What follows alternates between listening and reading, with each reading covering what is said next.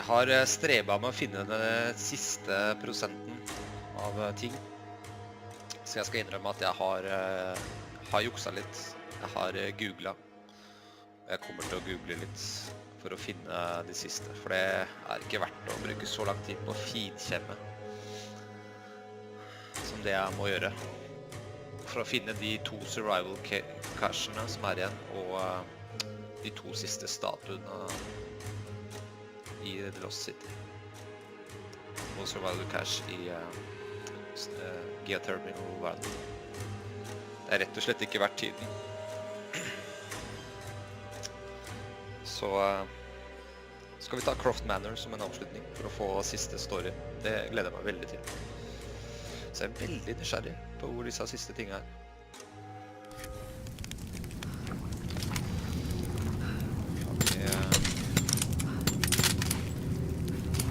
Shotgun.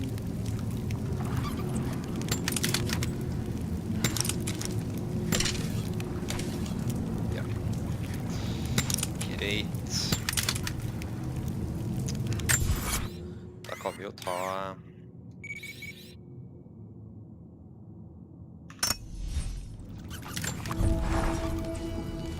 statuene først.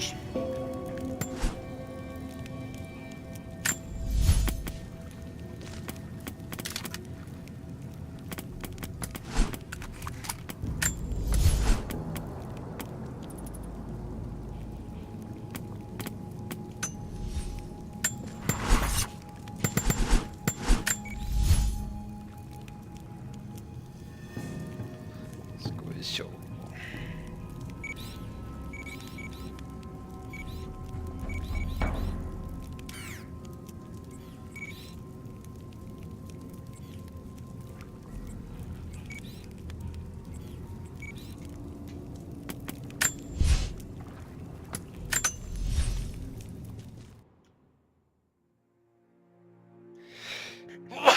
Sånn.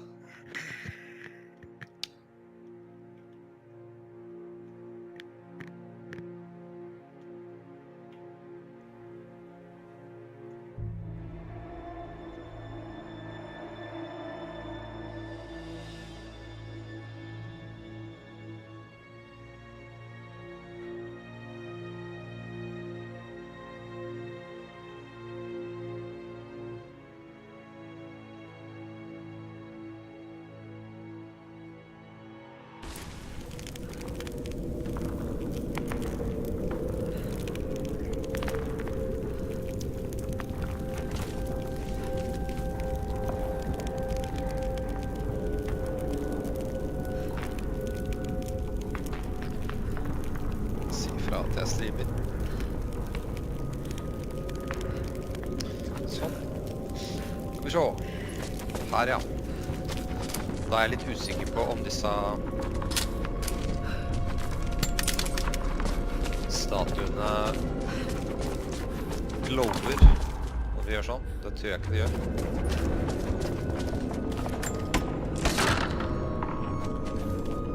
Men nå vet jeg i hvert fall hvordan det ser ut. For eksempel stått igjen der, men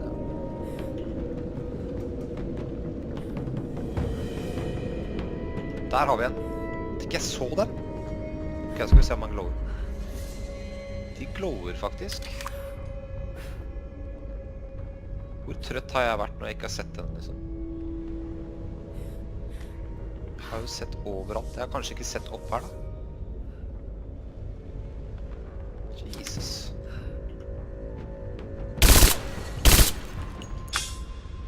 Da er det en igjen. Jeg har en følelse av at det kanskje kan være. Lenger opp der.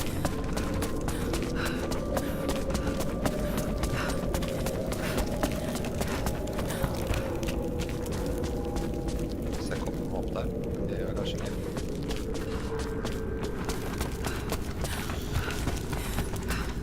Jeg husker det nå.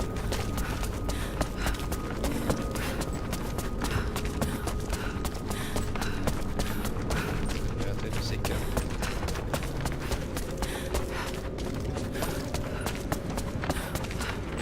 Kom meg videre opp der, da.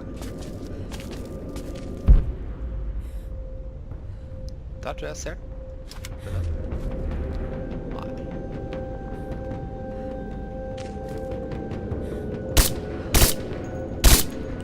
Nei.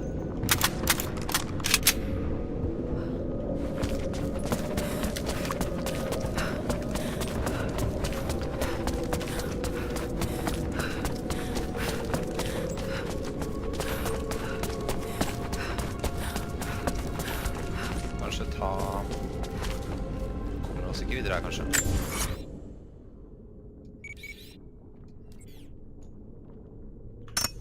Må kanskje...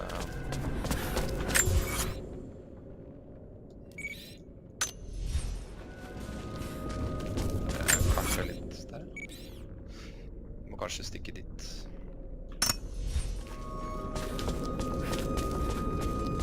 Hvor kan det gå igjen? Det går an å gå opp der.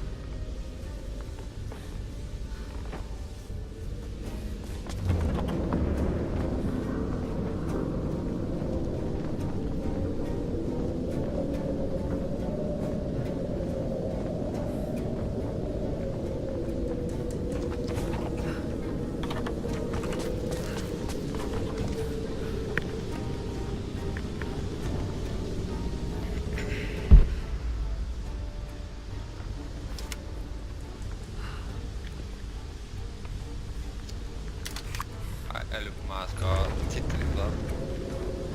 Gitt vi kan bruke tid på.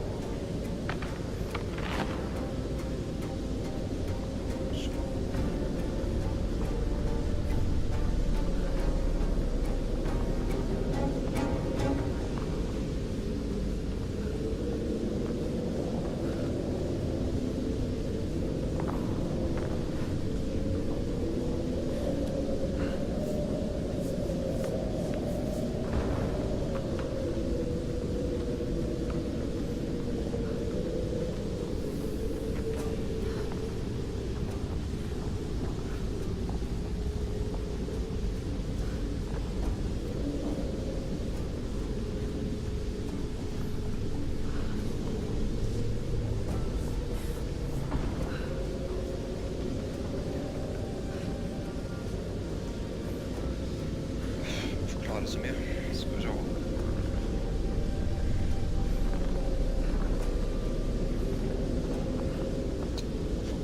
Indikasjon.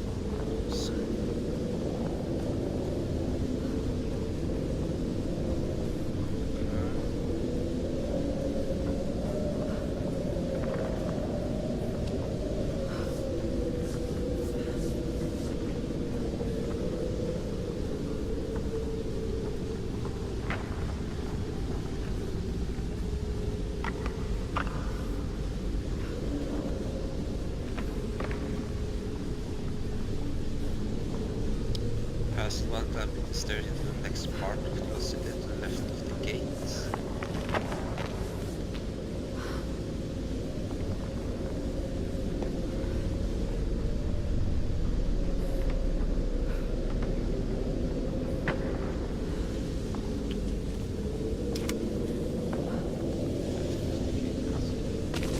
Så jeg tror ikke det er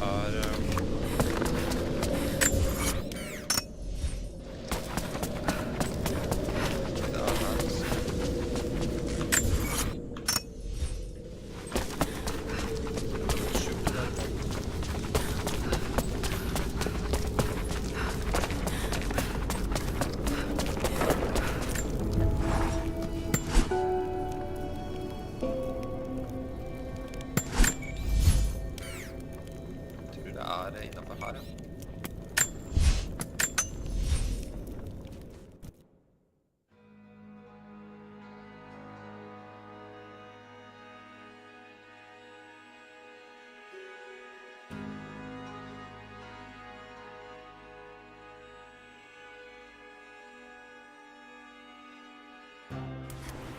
Citadel Plaza Facecam.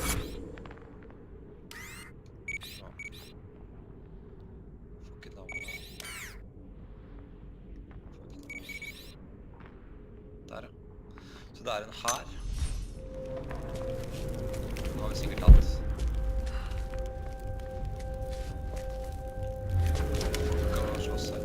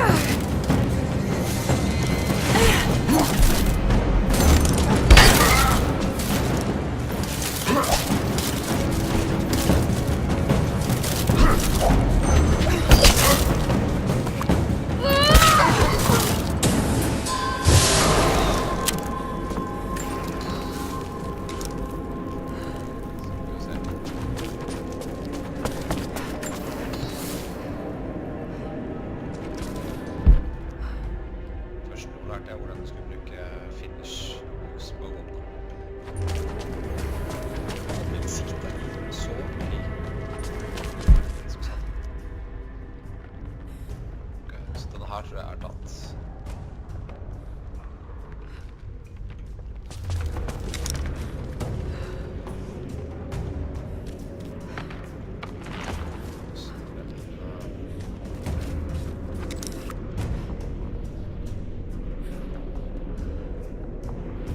Climbing the stairs into the next part of the lost city, to the left of the gates. Skal vi se, the gates. Over der.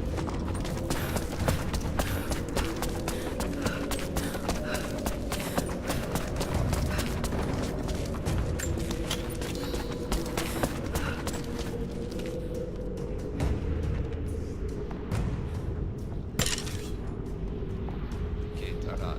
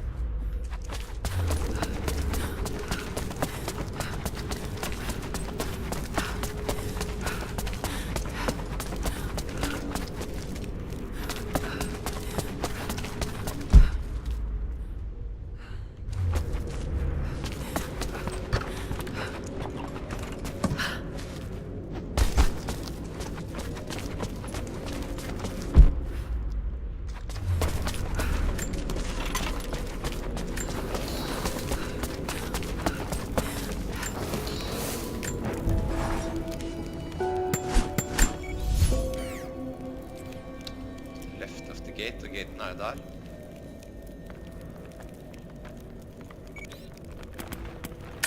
Prøver å gå tilbake litt da. Det er vanskelig selv når vi googler, altså.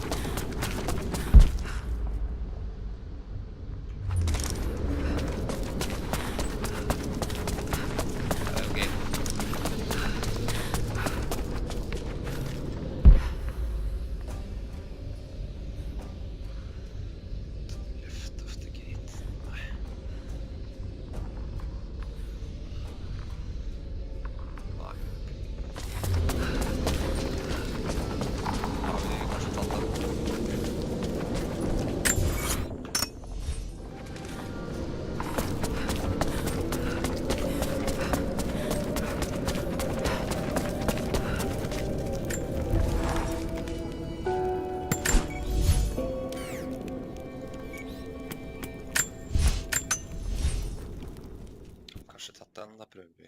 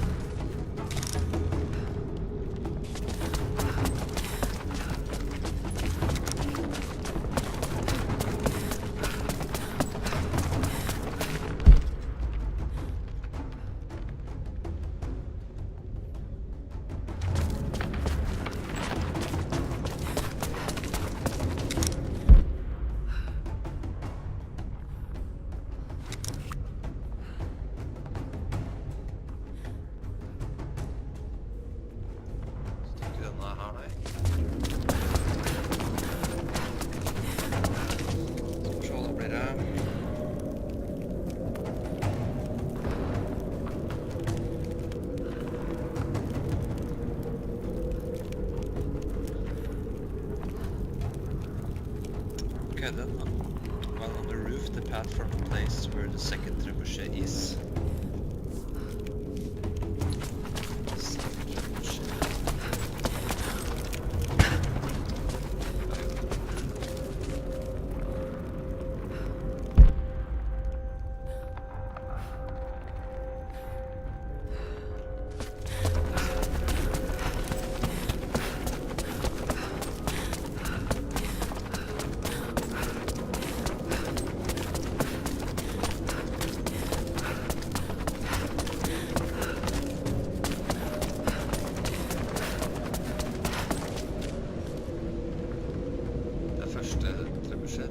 second trebuchet.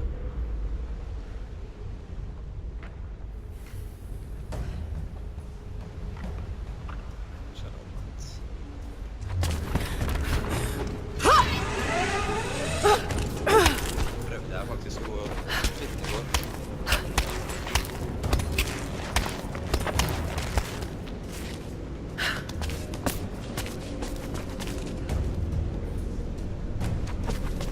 Det er first trebuchet.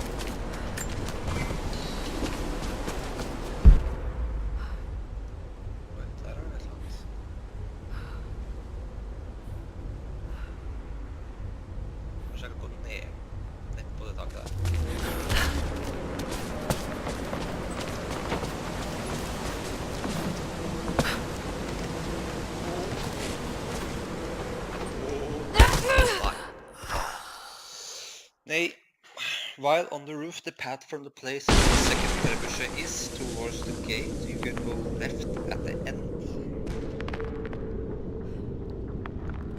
The path from the place where the second trebuchet is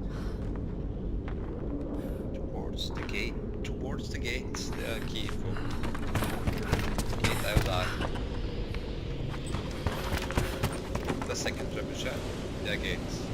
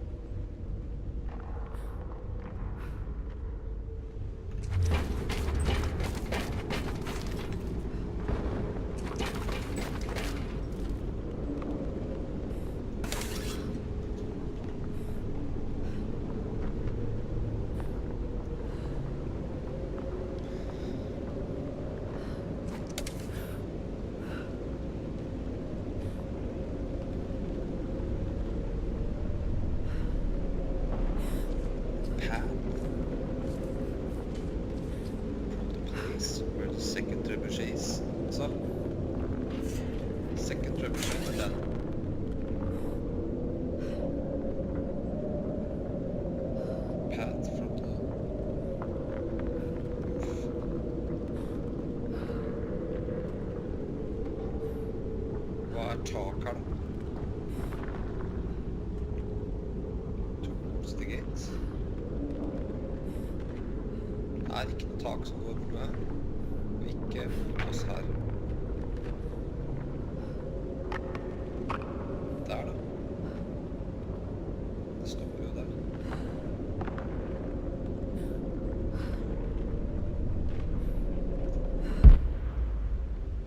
Makes no sense.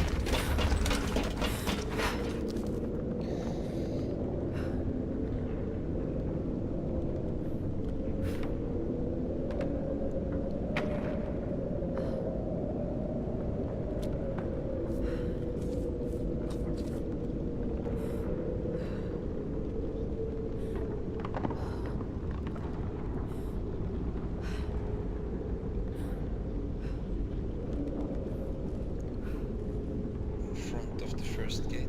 Okay. First gate now.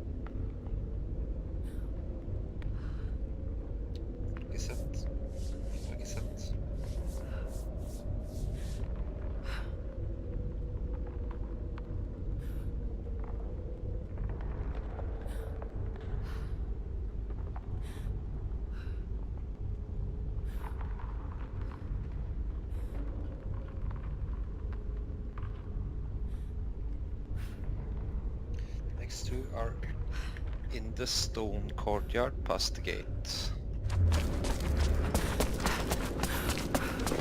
Stone courtyard past the gate. Det er her. Her har vi sikkert tatt 2 stykker.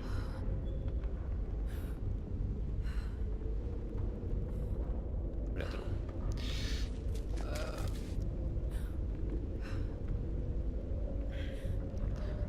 Cliffside of the fort.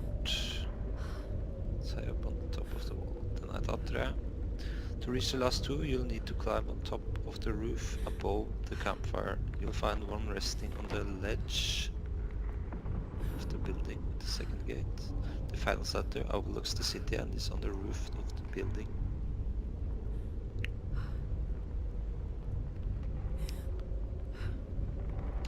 The final statue overlooks the city and is on the roof of the building above the campfire.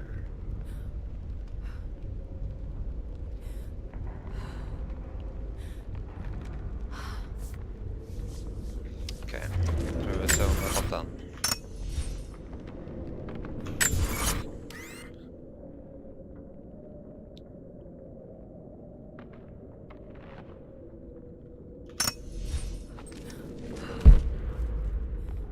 her oppe et sted. Jeg lurer på om jeg tok den i sted.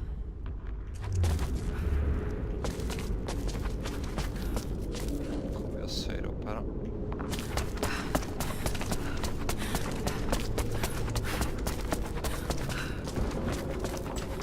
Jeg tror jeg tok den i sted.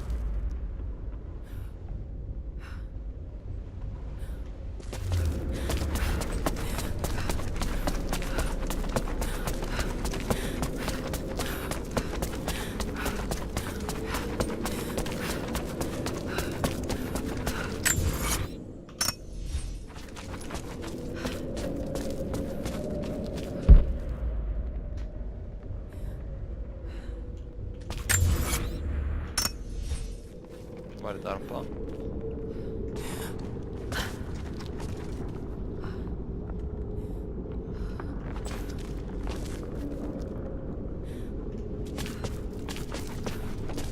Så det litt da. Nei, kanskje.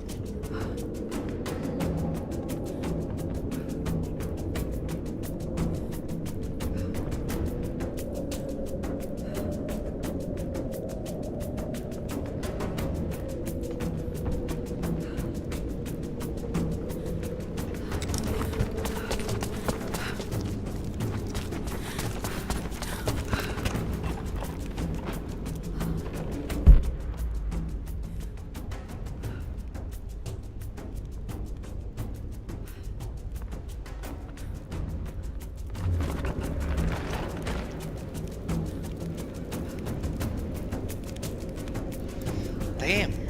Det var så vanskelig.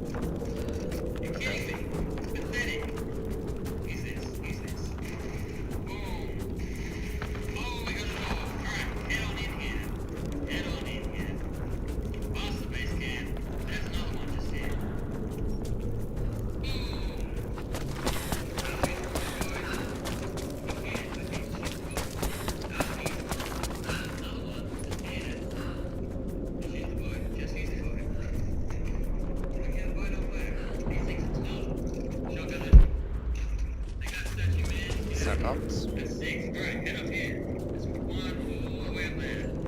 er det en der oppe. Tatt.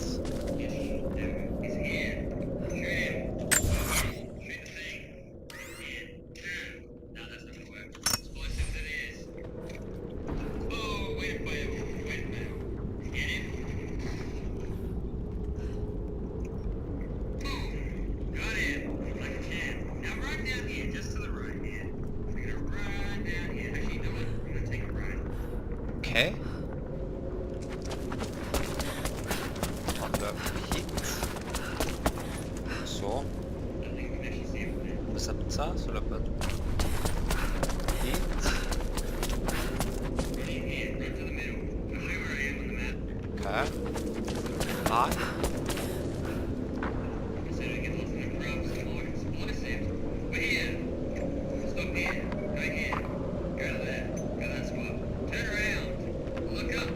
Ok. Se opp her.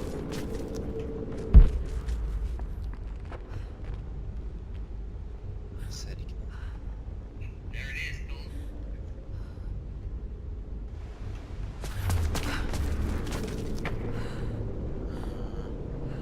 Der.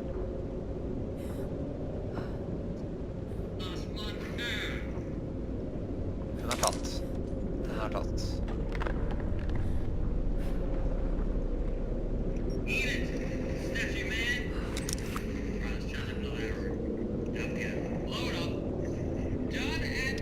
Ok, da må jeg på starten igjen.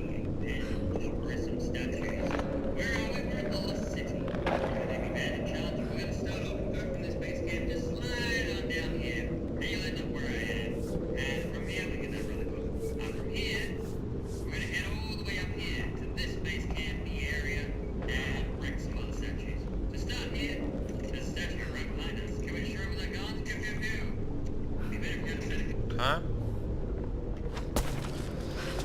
Jesus, det her var vanskelig.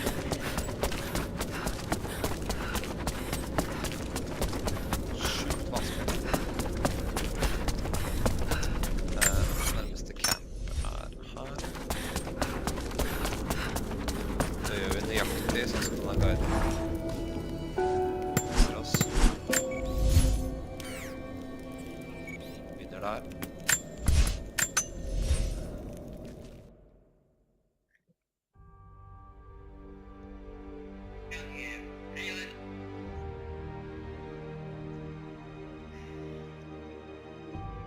Som en gud, men jeg skal ta denne først.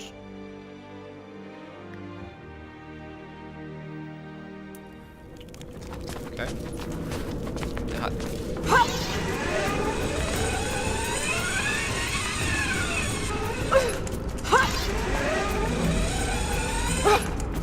Sånn.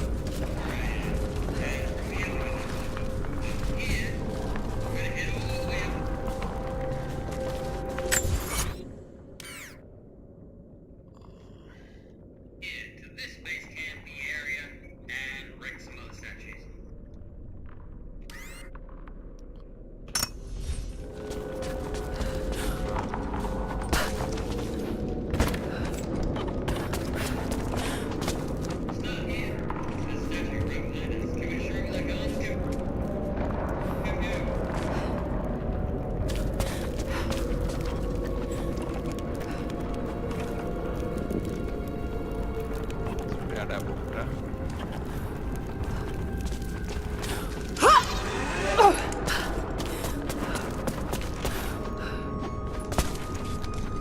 Her, det stemmer.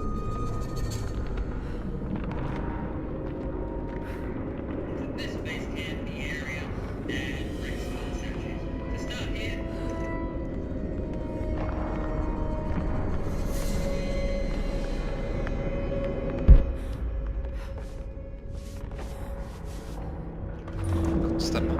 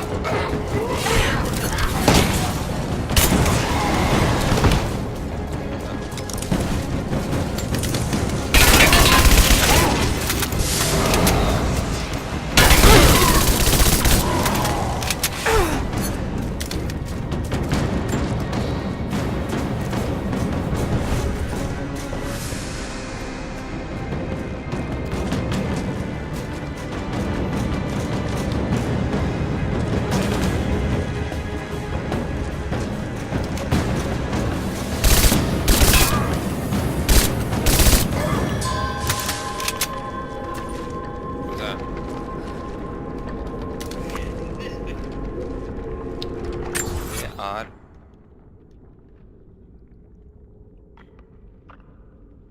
Det er da altså der. Dit skal jeg.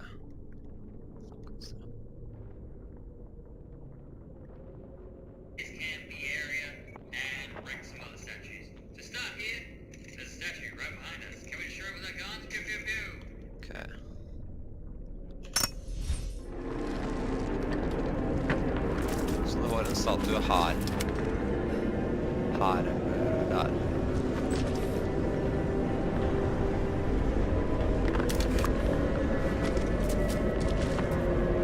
Ja, det stemmer.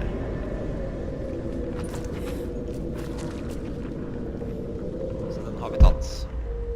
Går vi til neste. Den har vi tatt. Next.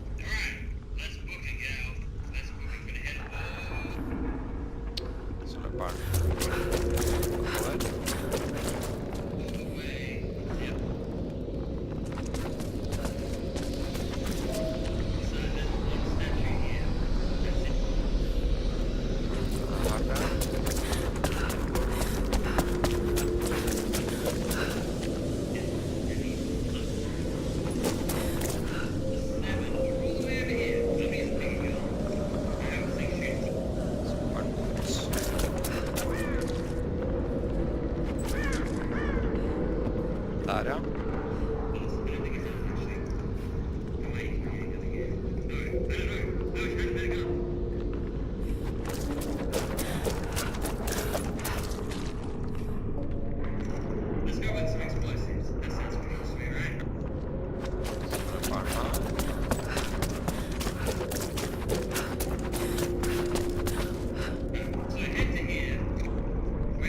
Bare opp trappa her.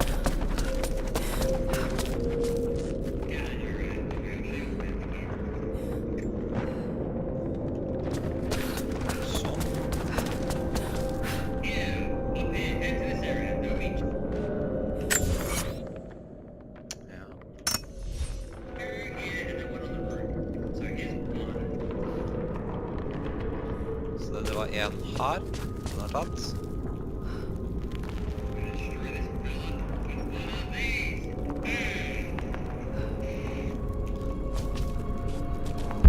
Var her, den har tatt.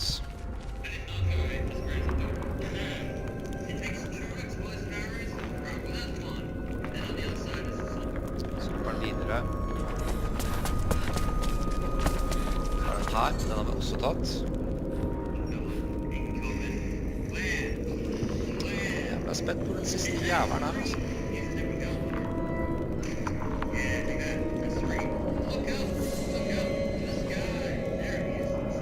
Så er det oppe der også.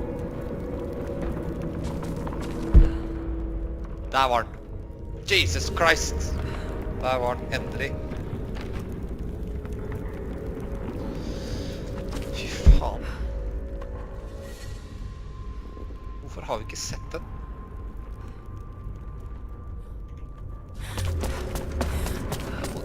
Jeg er fascinert også. Jeg har ikke sett den.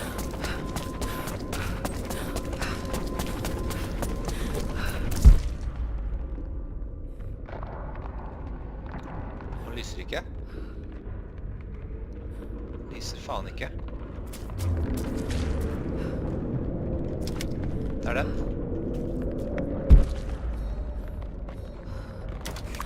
Der, den lyser ikke.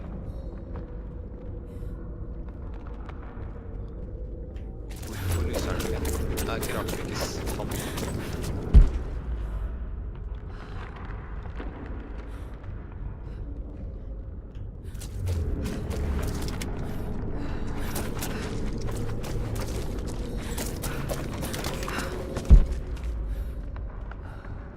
Hvorfor lyser du ikke?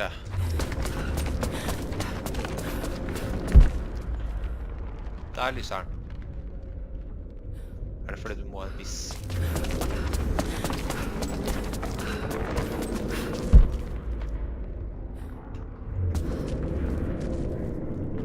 Du så så nærme for at det skulle lyse. Andre ting lyser. Langt der borte lyser. Mye lenger unna. Mye lenger unna.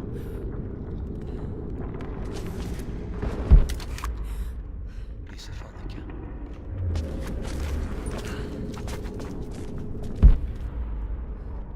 Der lyser den.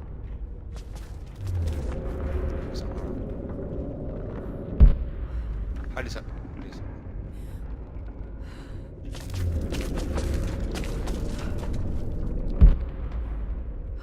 Her lyser den altså ikke. Så nærme, og så lyser den ikke. Nei, jeg klandrer ikke meg selv veldig for den der, altså. Jeg kan ikke si jeg gjør det. Points for det.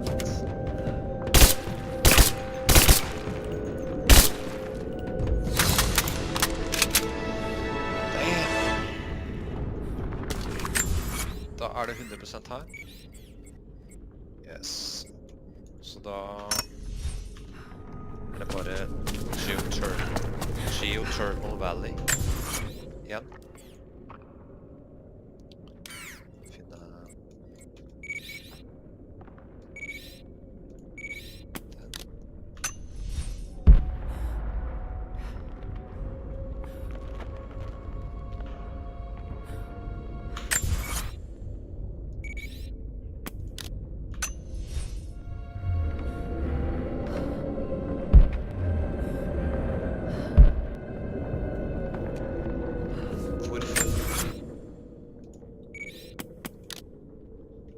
Trykke den da. Alt for mye bugs, altså. Det har vært litt frustrerende spill her. Det er veldig mye bugs.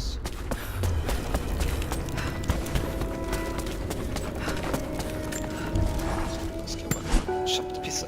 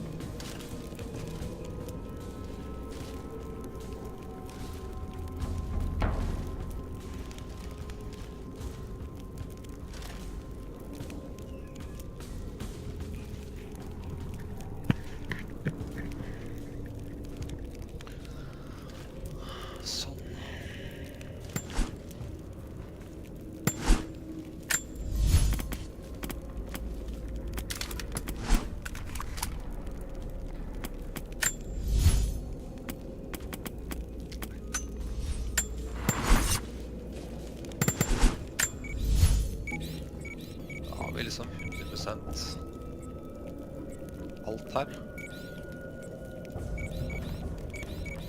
Jeg håper det skjer noe når vi får 100% på alt.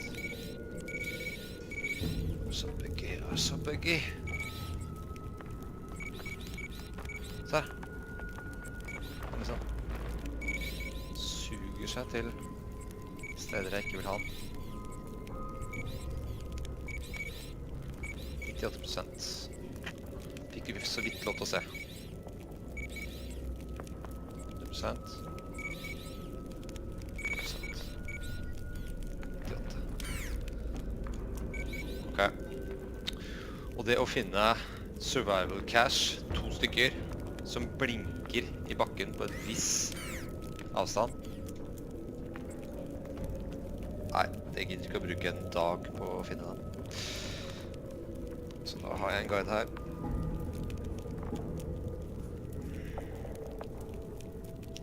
Så. Og disse.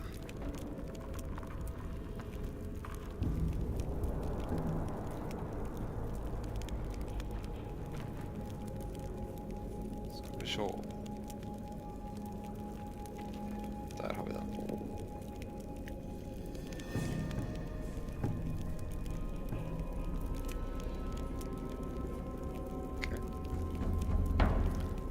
Åh, herregud. Galaxy S7, det er noe dritt, altså.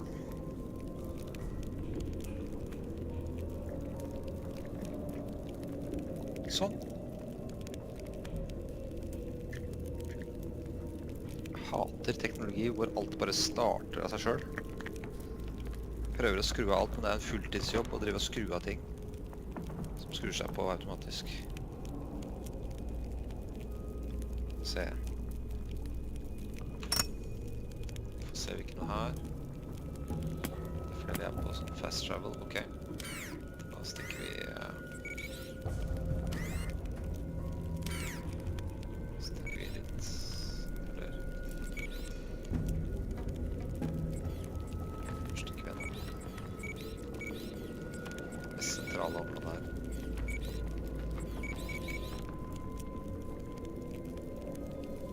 Der kanskje.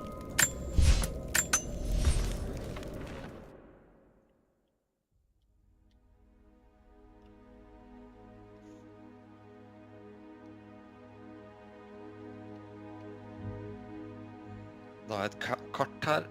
Da bare sammenligner jeg med mitt eget kart. Så ser jeg hvor de to siste er. For jeg har markert på kartet her på det store internett.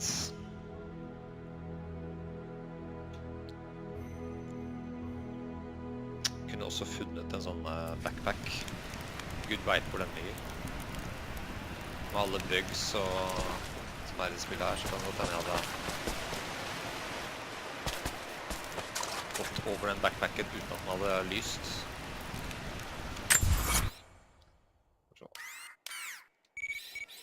Da skal vi se. 3 øverst til venstre. 1, 2, 3 stemmer. 1, 2, 3, 4. 4 litt lenger ned. 1, 2.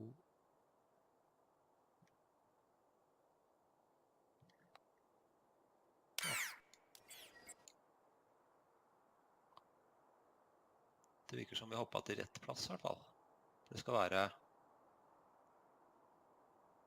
2 stykker her. Nummer 13 og 14. Det er 11 og 12. 13 og 14 skal være her. Ok.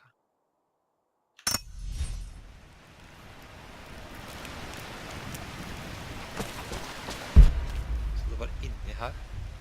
Da er sikkert den ryggsekken et eller annet sted inni her.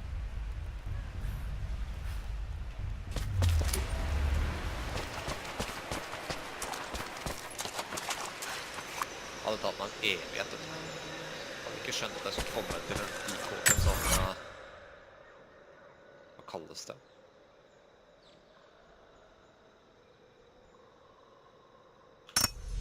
Er dette en tube? Ja, det er en sånn der challenge tube, hva er det heter for noe? Det er en challenge tube, faktisk.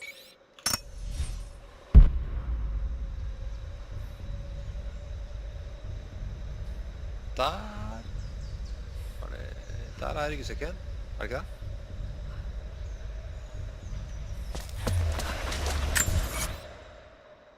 Vi så den, men han la seg ikke på kartet.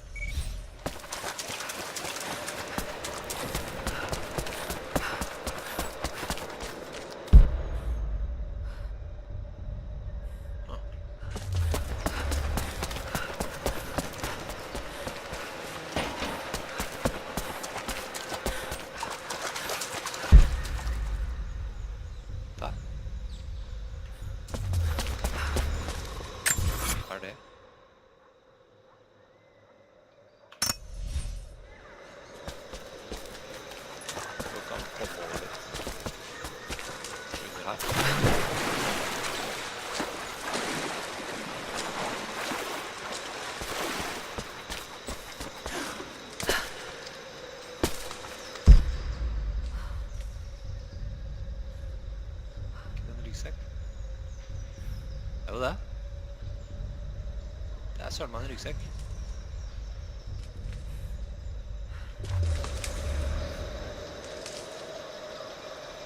Der var den ene også. Den ene survival cachen er der.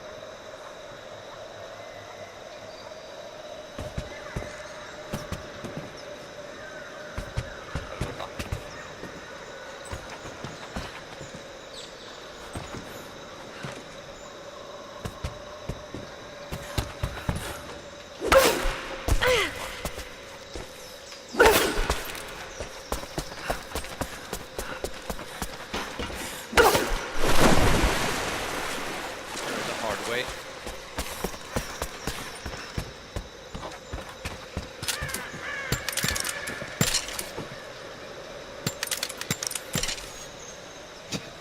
Hopper over buen 2 ganger, så elendig. Det er galt.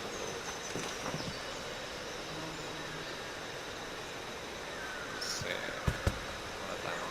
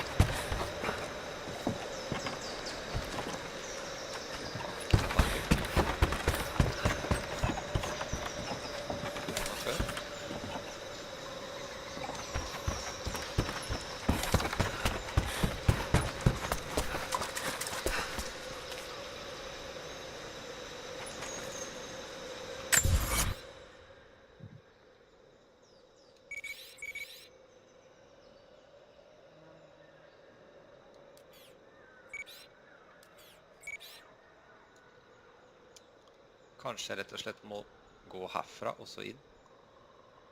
Ok, jeg tror det nesten er lettere å prøve.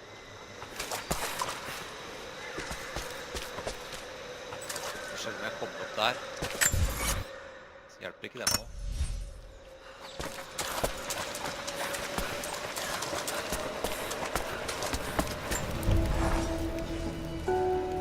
Selv med Google-kart og sånn, så er det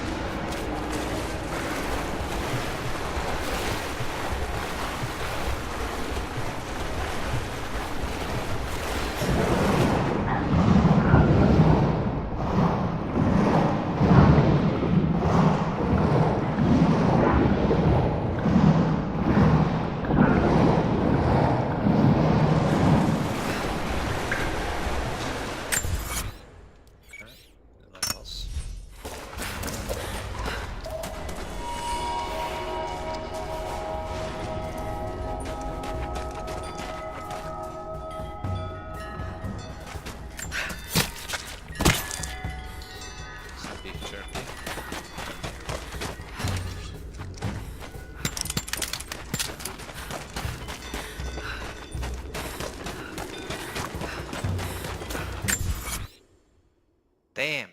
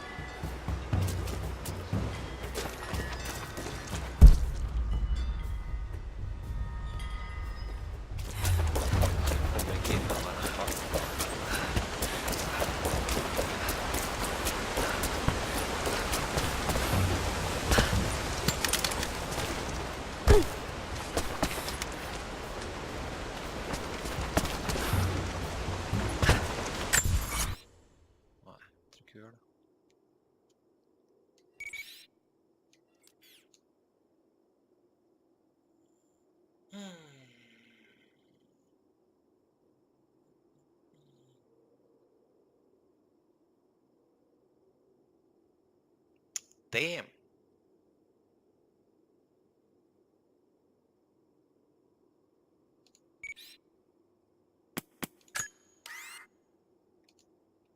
Hva skjedde der? Ok, helt opp. Toggle local weapon går ikke. Ok.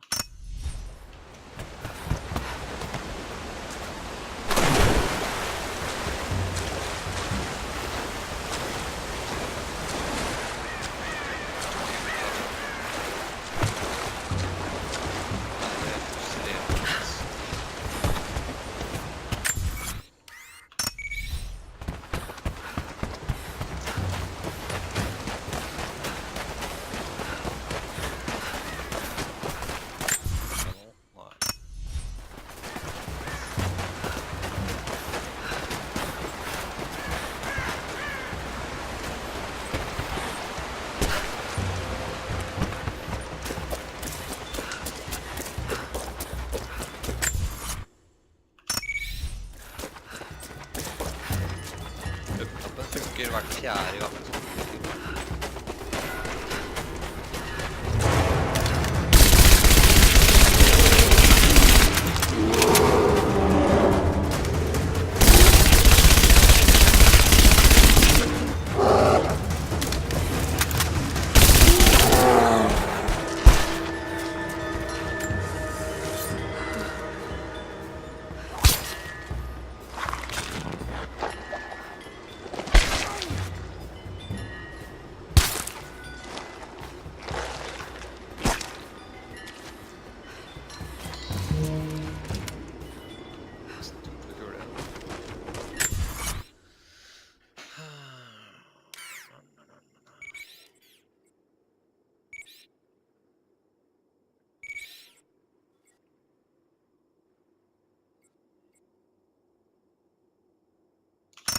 Sikkert ikke inne nå.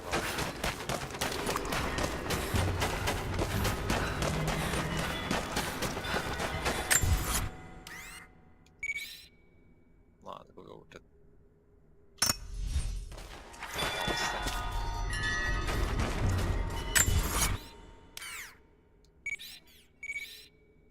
Så de svinger til høyre.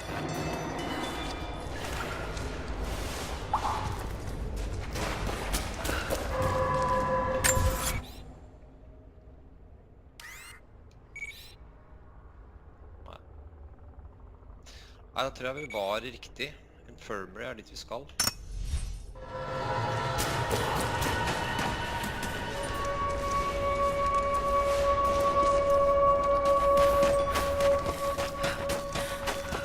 Jeg tenker på sikkert jeg hadde aldri funnet den uten usen. Nå vet vi hvor den og vi klarer ikke å finne den engang. Det ganske sprøtt. Hvorfor kan det ikke... Why can't you choose anything? Det er så mye bugs.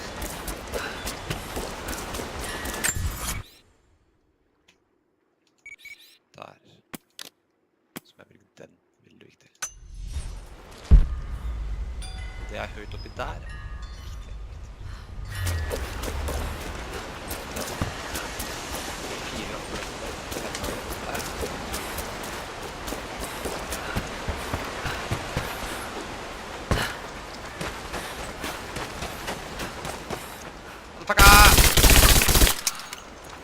Traff ingen.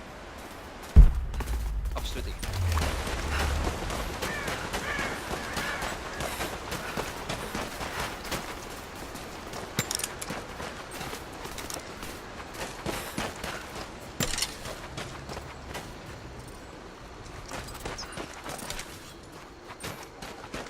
Hello.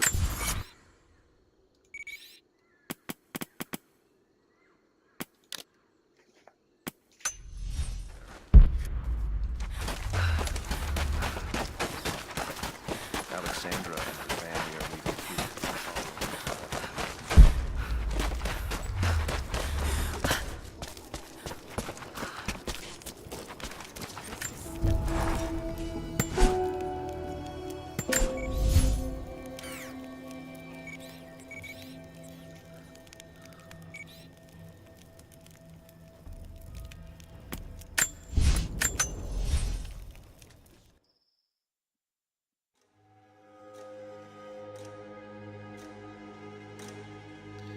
se. Får bare google det enda nærmere hvis ikke vi finner noen måte å komme inn der.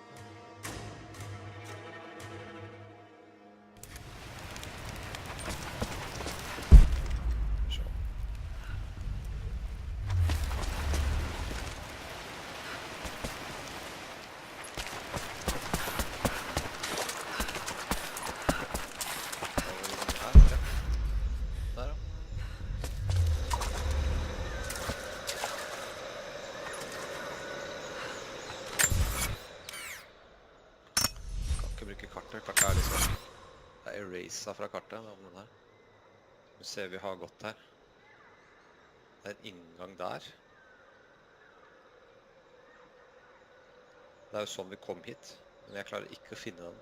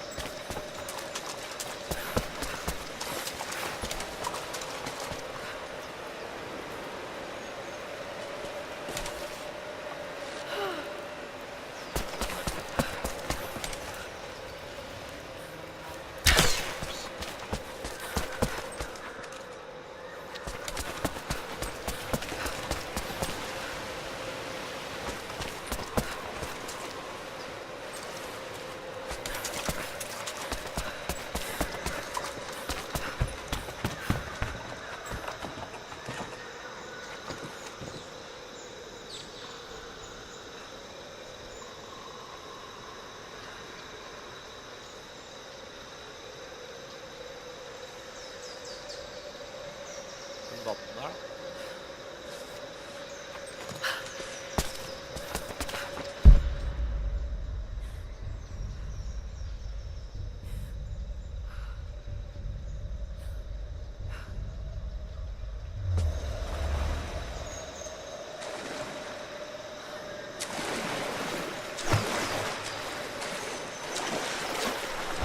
Ah! Damn! Jesus Christ. Der hadde jeg aldri funnet. Seriøst.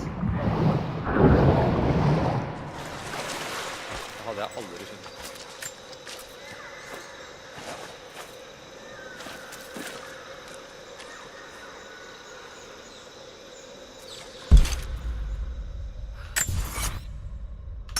Det står på en.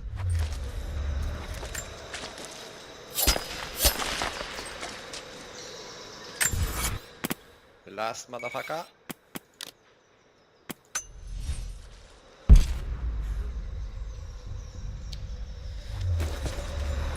Snodig liten plass, altså.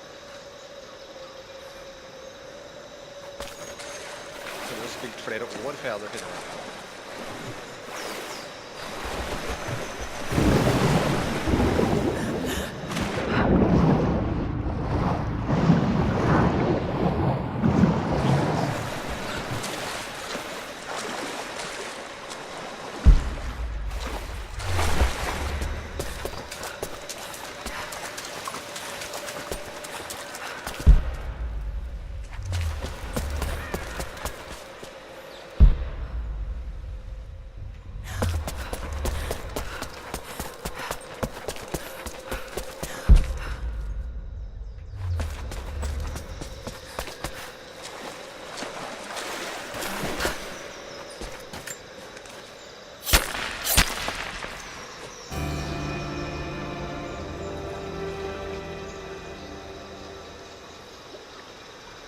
Completions card pack. Det jeg fikk. Var det the shit, liksom?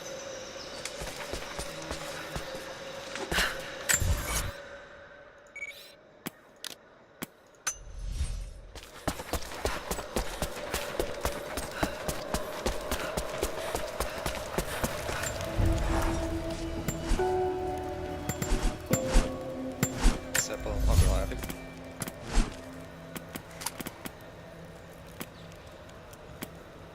Thunderclap.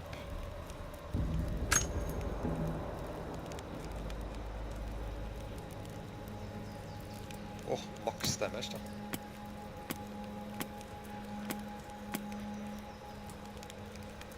Det er den vi brukte før, ikke? Jo.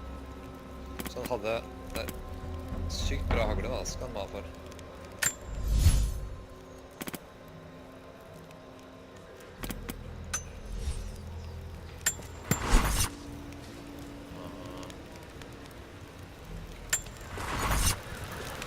Prøveskytt.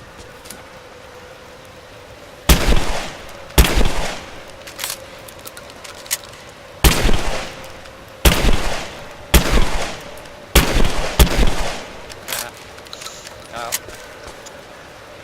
Men vi fikk noe kort da, og det...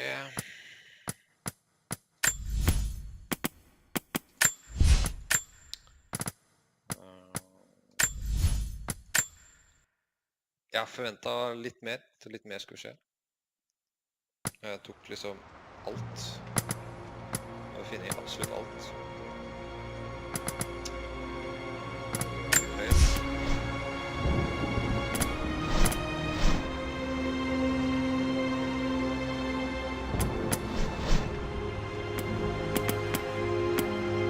Leashless card pack.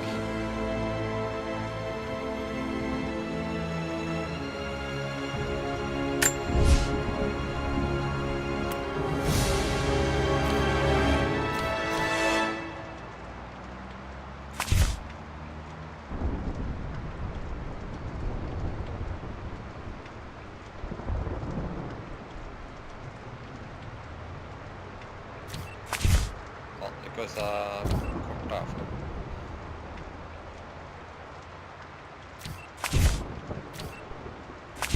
Det var liksom det jeg fikk. Det var skuffende. Ok, da har vi en ting igjen før vi er ferdig med det spillet her, og det er Croft Manor. Lara's Nightmare, det står jeg over, for jeg er ikke noe glad i en ren combat challenge.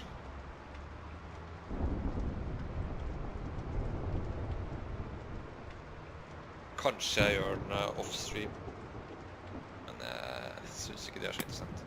Men Blood Ties, der fortsetter vi. Det synes jeg var veldig gøy. Får høre litt historien til foreldrene våre, så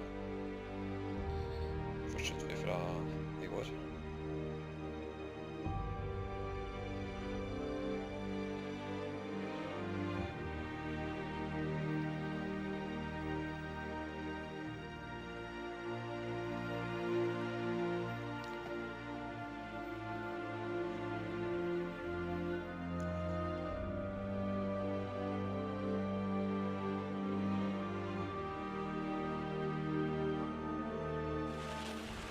Final notice to Lara Croft, current tenant of premises. This is to serve as your final notice for the purposes of terminating your ownership of Croft Manor. You are required to immediately vacate and surrender possession of said manor to Atlas de Mornay, executor of estates.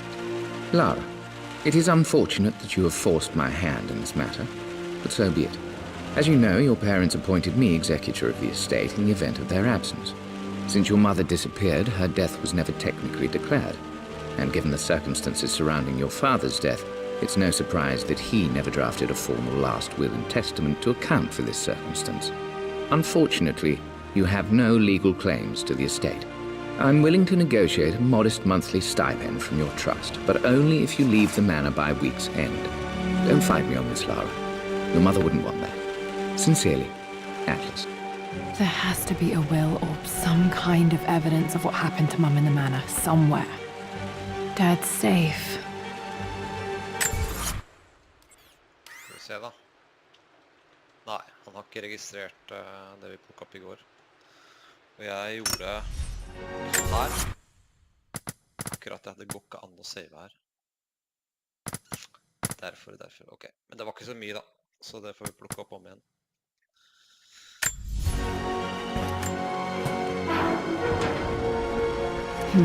Needs a combination. It's got to be in Dad's papers somewhere. Maybe in the library.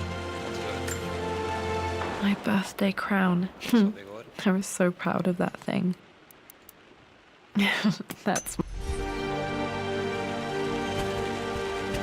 kjapt alt det jeg så i går, så tar jeg bare vekk. Well, this is a... My parents made a good team, challenging each other from the start. Dad would have liked me to go to Oxford.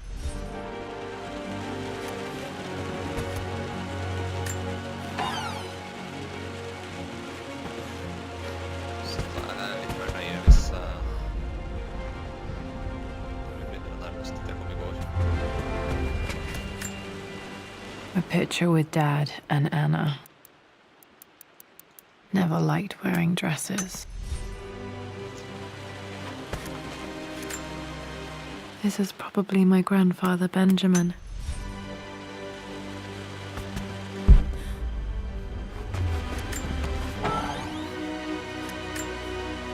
One of Dad's Yoruba masks.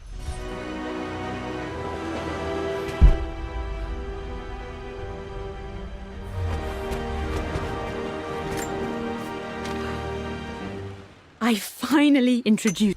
It must have been hard for Mum to go against her family's wishes. I'm glad she did. Dad's map of the forgotten cities of North.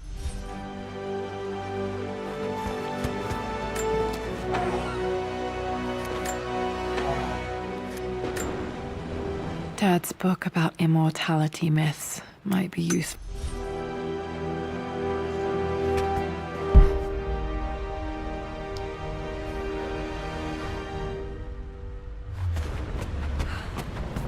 The door to the library. Locked. There's got to be another way through. This is the map I made. Wait, I can get to the library through the old servants' corridor. Dad's artifacts from the Nile Valley. I always loved looking at these. Dad became interested in immortality myths after his...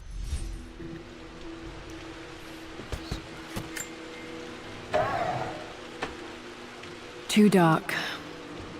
Going to need a flashlight. Flashlight, ja.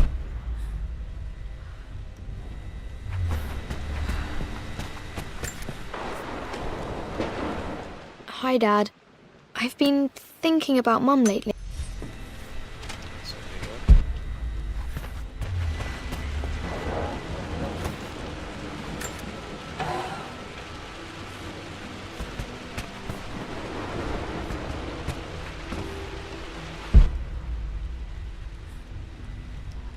Det vanskeligste å finne i spillet, synes jeg. Det er ikke sikkert.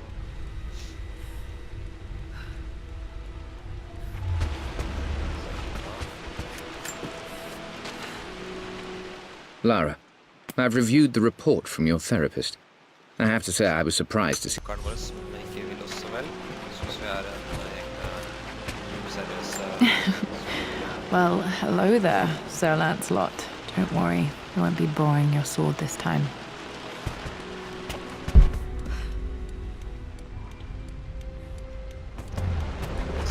The Grand Hall. Always loved playing in here as a kid. This will be one of the first things to fix. Vi må nærme oss der vi var i går.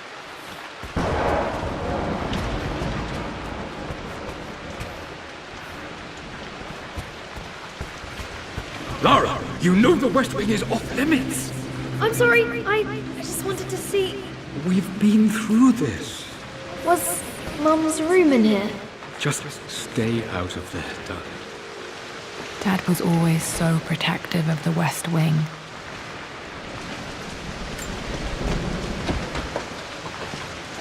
Locked. Need a key to open this.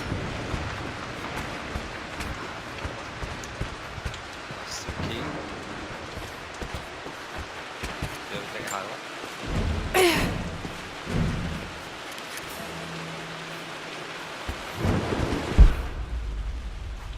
Så vi går. Anna sitter ikke... This belongs to Anna. Most of her belongings are in the guest house. What was she doing in here? Someone has a sense of humor.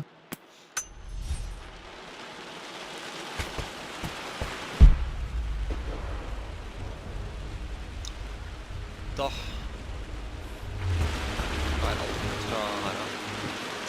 Jeg reagerte I går på at vi ved Nordsjøen, ser det ut som. Nordsjøen eller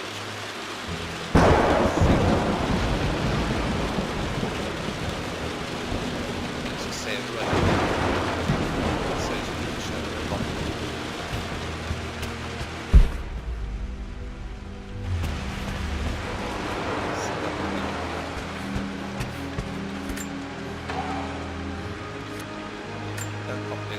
A phoenix figurine. I bet this appealed to Dad's idea of immortality, of rising from the ashes and being born anew.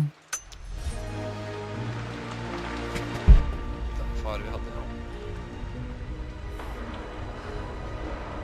Så da.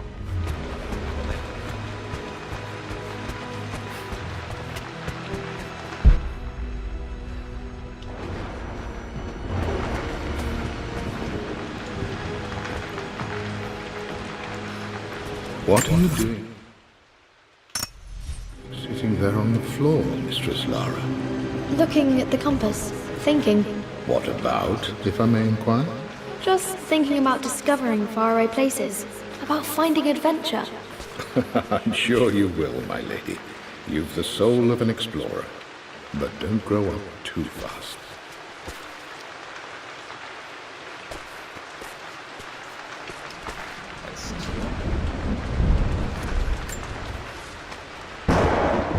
The offer came in the post last week, and I still haven't told Richard. He flew ahead to Tibet, where I will meet him shortly. I never told him I was submitting my work. Never thought there was a chance of being accepted. Oh, but a gallery tour is not something I can pass up. The show will take me away from England for over a year. I'll begin in New York and travel across the United States and, oh, God, I'm giddy even writing these words. When Richard and I were married, I was prepared to relegate my painting to a hobby, but it was Richard who objected, who gave me my atelier and studio. Without that support, I might still be painting boring landscapes. Now I can't shake the foolish sensation that leaving would be a betrayal. He will laugh at that and insist I accept, even though I know it will break his heart to be apart. He never once asked me to sacrifice any part of my life for his. I have, of course, in 1,000 small ways over the years, but he would never ask. The discussion can wait, and I will join him in Tibet. I won't cast a shadow over his find. I will be by his side in his triumph, as I know he will stand by my side, in time.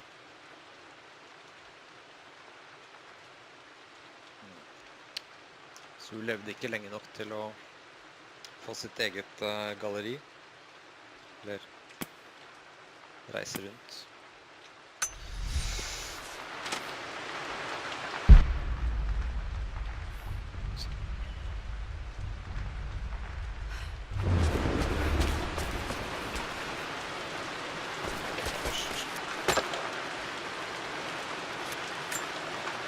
Another one of Dad's immortality artifacts. I think Roth bought this for him from a trader in Greece. Roth, han møtte vi jo, kameraten til far, han møtte vi jo på første Tomb Raider. Jeg vil si det første Tomb Raider som fra Resurrection. Nye Tomb Raider-spillene.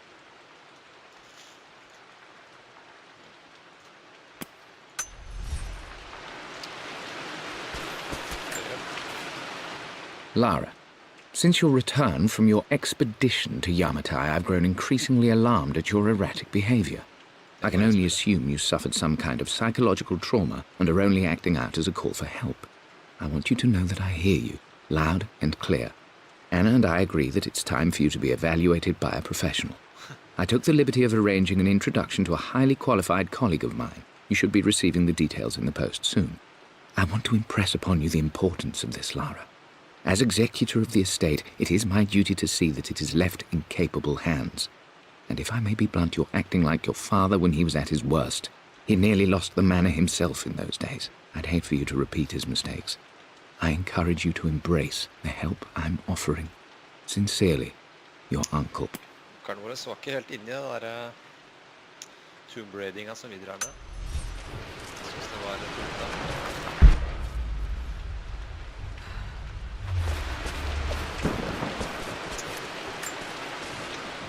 Hey, Jonah. Sorry for not getting back to you sooner. I've decided to do some research at the manor. A lot has happened, and I need some time to think about what I want to do next. This old place is filled with memories and secrets. Uncle Atlas has tried to keep me out of here for so long I don't even know if I want to keep it. But after everything that's happened, maybe I can find out what it still means to me. If it's worth fighting him for, I'll let you know how things worked out when I'm back in London.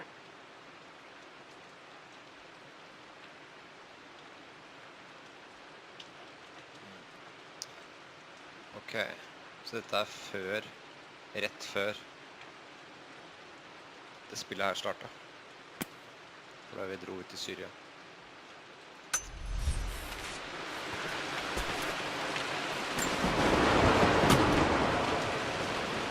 Got to remember to pack this for my next trip.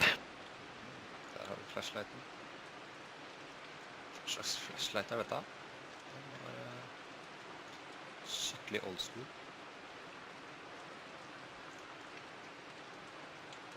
Jeg sier det var old school, altså.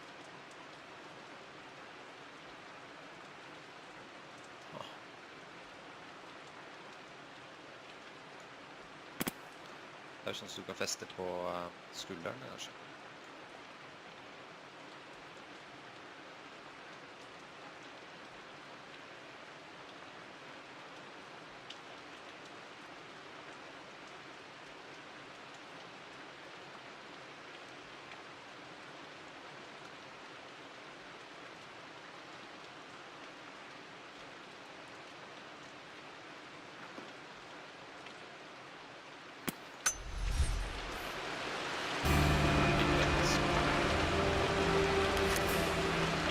Should be able to explore the dark now. Oh yeah.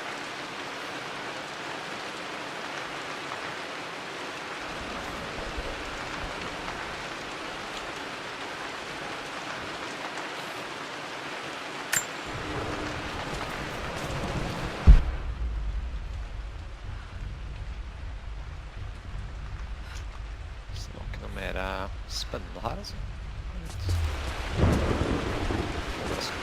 Hva vi finner. Masse igjen.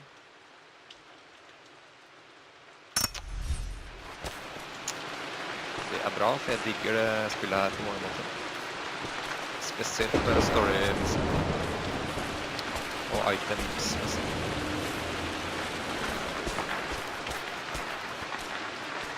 Grafikk. Så her. Not sure. I really need to brush up on my ancestors one of these days.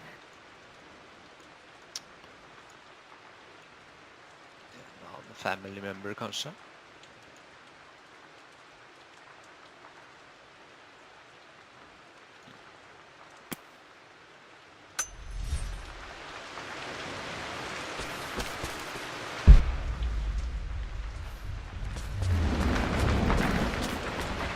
Ja, det er på tide å gå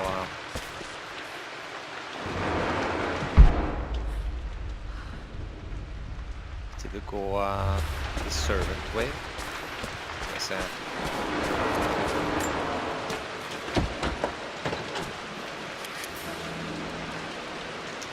Så det er 3 steder vi trenger master key.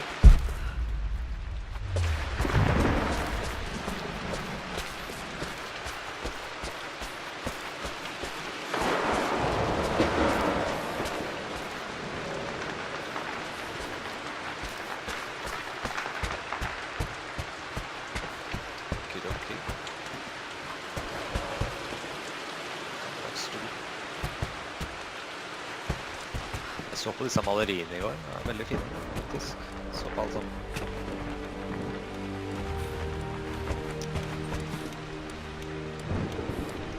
Kan kikke inn. Ok, da går vi inn her.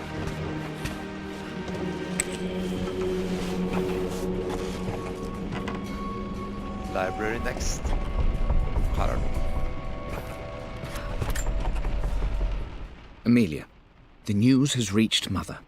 She knows that you broke off your engagement with the Earl of Farringdon. She is beside herself with worry. But, for the moment, she's controlling the narrative. As far as anyone knows, you're just having innocent second thoughts. But the moment your affair with Lord Croft goes public, it will be too late. Our name will be as ruined as this man you've chosen to bed. Don't you see that you're being selfish, Amelia? Please, consider your family. You're a de Mornay. Everything you do has a greater effect on us all. I'm coming down to London soon. Don't do anything rash until we have a chance to talk. Sterke familiebånd på begge sider, både far og mor. To sterke familier som møtes, mye intriger.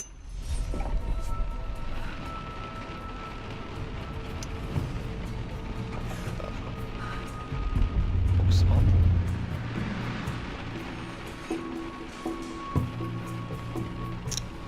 Når liksom action er borte og det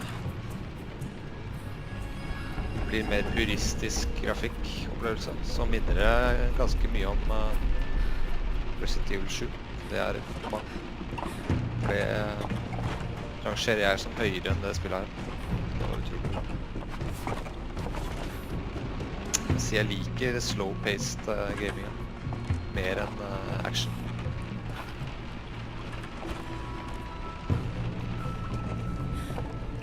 Når det kommer til action, så er jeg veldig glad i... Falling apart. Maybe I should just let my uncle have this place. Jeg liker weapon items styringa da. Det er gammel sikringsskap, kanskje. Kanskje ikke det. Årgangsvin, kanskje. They say a good test of a relationship is how well you travel together. Well, I'd say Amelia and I have passed that test with flying colors. Indeed, these last few months in Egypt have been nothing short of extraordinary. She and Roth get on like old uni chums. In fact, the two have spent more than a few nights drinking and playing cards into the wee hours. Despite her decidedly proper upbringing, Amelia's taken to roughing it more than I ever have. She fits in and connects with the local populace with such amazing empathy. Because of her, I've had a bit of an unexpected breakthrough in my research. She managed to convince an artifact dealer in Old Town to sell me a magnificent and quite unusual Tibetan scroll. From what I can tell, it seems to contain details surrounding an immortality ritual of some sort. I think it's time for me to take the next step with Amelia. In fact, I don't think I can wait any longer. I will ask for her hand tomorrow in the bright Egyptian sun amidst the dust and ruins. Immortality, ja. Så der han kom på det i Egypt, og kom på tanken å gifte seg med min mor. I'm not surprised he asked her to marry him as soon as he got the idea.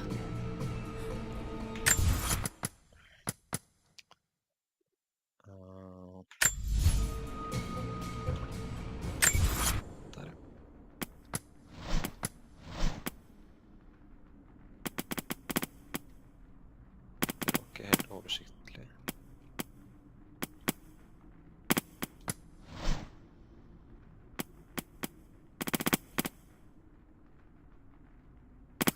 Så.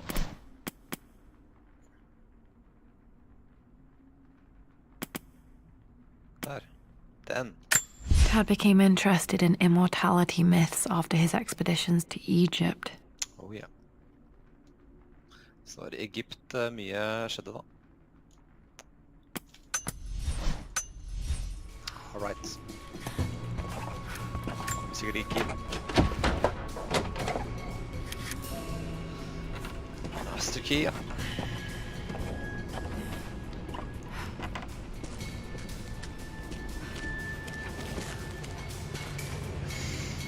Det blir ekkelt. Kjeller, fuktig kjeller.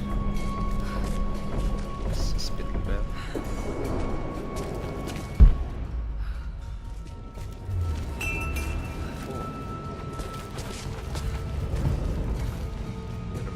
sitte i Oslo. Amelia, I know we have had our differences in recent years. I've tried my best to keep an open mind about your relationship with Richard, but I just can't let you go on this ill-conceived expedition without saying my piece. You say Richard's theories have merit. You say that he may have actually stumbled upon some mythic, unknown truth, but I have seen nothing to support such claims. And while your word may have been enough in times past, I cannot let you squander away what remains of your name and reputation, and that of our family, truth be told, on some damned foolish crusade. I intend to go to Richard's investors and let them know exactly how he's spending their money, but I want to give you a chance to put a stop to this yourself. Please, don't go to Tibet. If not for me, at least for Lara. Og vi dro jo... Dette her er jo når jeg var ung, oppsi. Når Lara var ung. Og etter hvert som vi har blitt voksne, så har vi jo vært i Tibet. Første Tomb Raider-spiller fra 1996, eller hva det var. Da var vi jo i Tibet. Eller det andre. Jeg tror det var første. Da var vi godt voksne, så det er mye senere.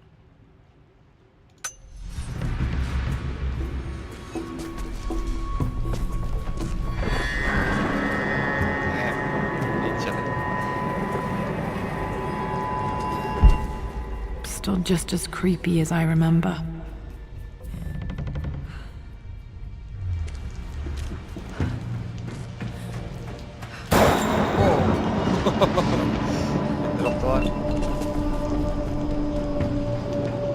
The rat.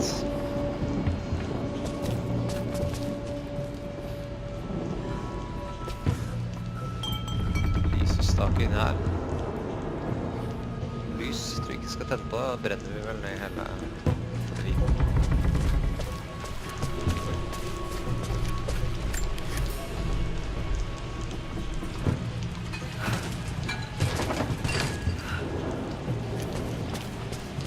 Der.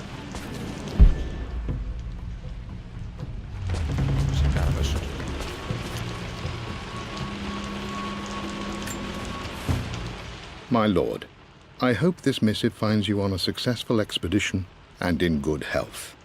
Before I bore you with estate affairs, I wanted to let you know that our little angel has been into some mischief.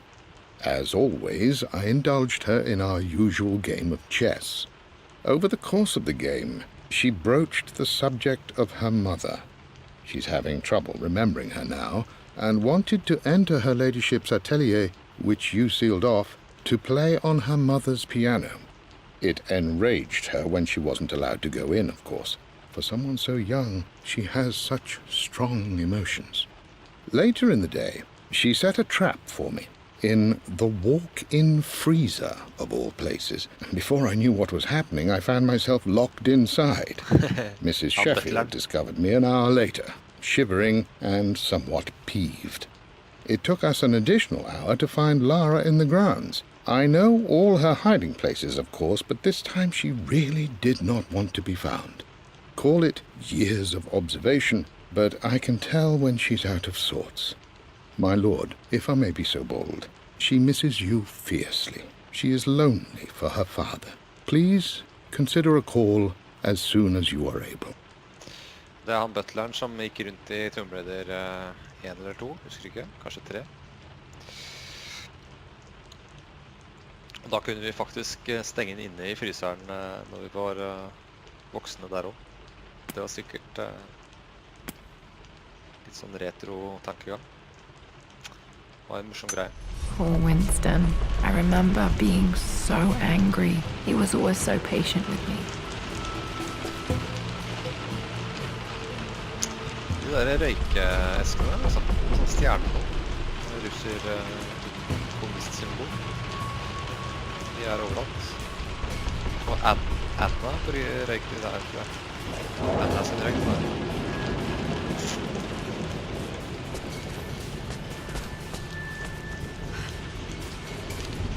King to Queen 1. I'm going to win this time, Winston. Clever girl. But you should know by now, winning isn't everything. Queen to King's Bishop 6. Check. Easy for you to say. You always win. Knight takes queen. What I mean to say is try to enjoy the journey, Lara. Don't rush to victory. Bishop to King 7. I know, Winston. I just want... Oh no! I didn't even see that! You should also know by now, I'm not to be trifled with on this board, young lady. Mate. Oh, I am going to win. Someday.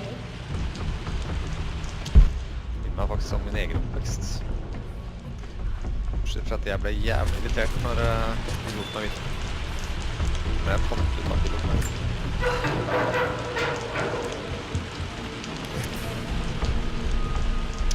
Crowbar.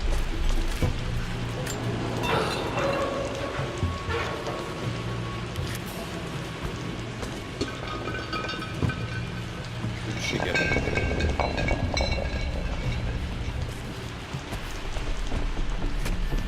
What's this? I would play chess with our old butler Winston on this board. Never could beat him.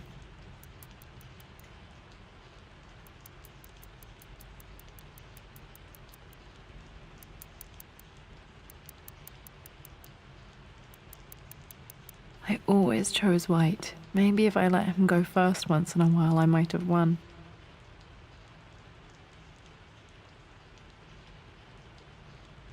Offensive Lara. Hvor er de sorte da? Borte.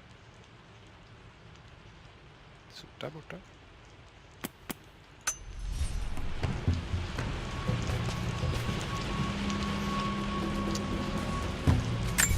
Ok, nå kommer det til å skje noe, for det...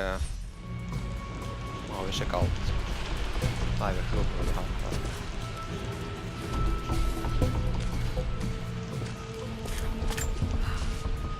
I'm at a crossroads now. Good Lord, that's such a cliché. But there's truth in it. Two roads before me. Both present joy and compromise. A life with Richard, adventure, intellectual pursuit, perhaps a new family. But also a man obsessed with something I cannot understand. Or a life of obligation, upholding the de Mornay name, embracing our traditions, not losing the family that raised me. Oh, this really is a rubbish choice. I don't want to lose them, but I love the life I've started to build with Richard. He comes with his own difficulties, but I can accept them. Will it be enough? Decisions.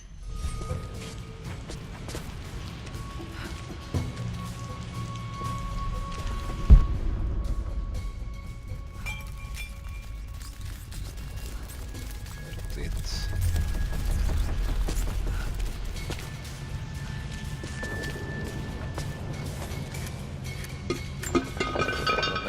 Everything is almost ready for Mistress Lara's birthday expedition surprise.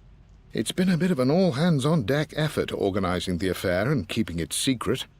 She's obsessed with Egypt, memorizing hieroglyphs and ancient Egyptian districts, so she'll be delighted with what Lord Croft has come up with. This will be good for her. She's been acting up of late, but I know she's just craving more of her father's attention. He's been so buried in his research. It'll be a nice moment for the two of them to reconnect. And I do believe he needs it as much as she does. Jeg har fått litt mer info om hvordan den bursdagen gikk.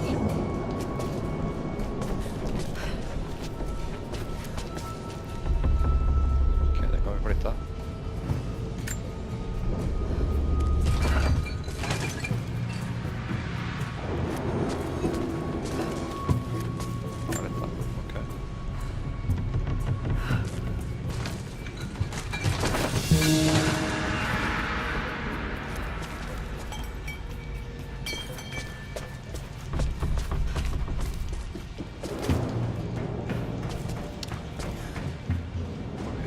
Derfra. Gå til library. Dad loved a good bottle of wine. I can still smell his favorite Bordeaux. Okay.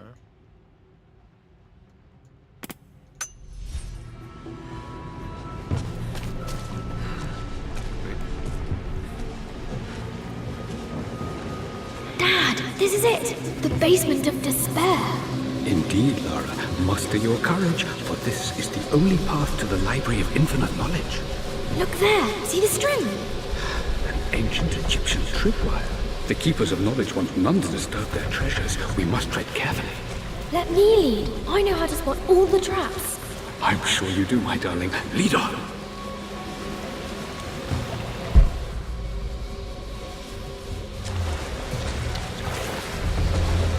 Gift går igjen. Riktig. Der. Det er ikke fra Egypt, tror jeg. Det er litt fett efter hodet der.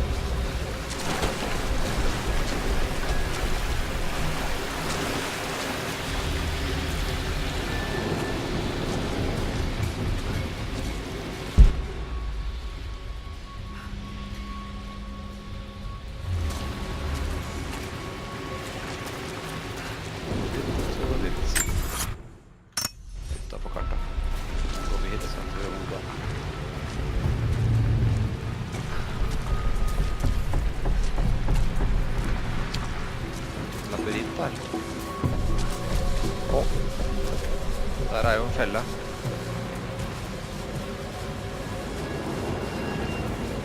Så vi ikke plukke opp den.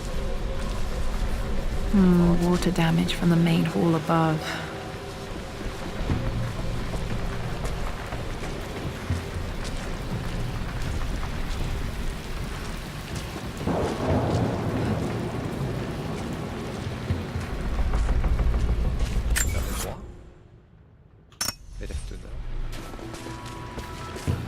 Skal vi nok hit til slutt. Gå opp de andre ting.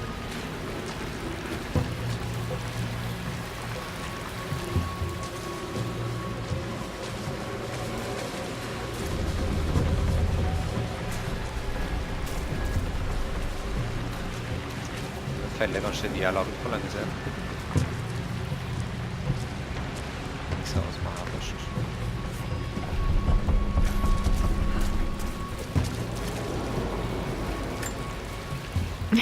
My stuffed bear. I couldn't have a tomb without a mummy. Det var fett. Ikke som andre barn. Jeg har lagd den av, tror jeg.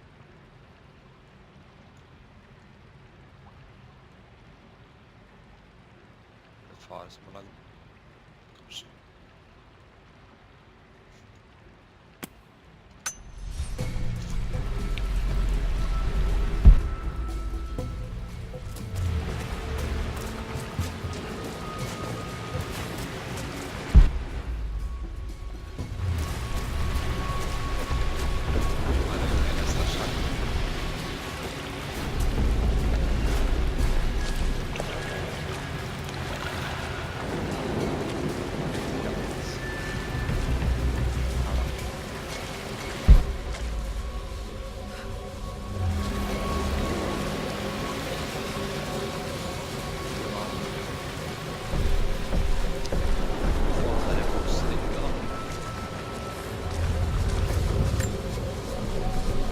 One of the wire traps Winston made for my birthday expedition.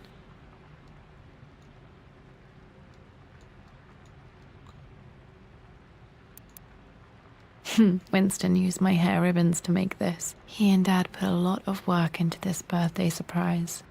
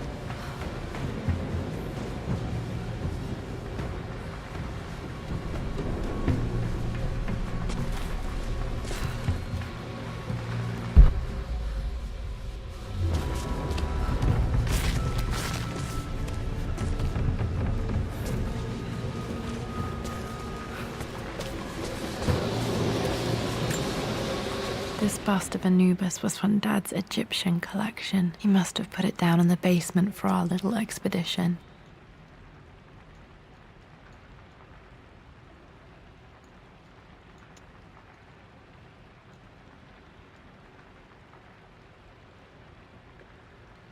Vad fet. Vad kult att ha det i stua.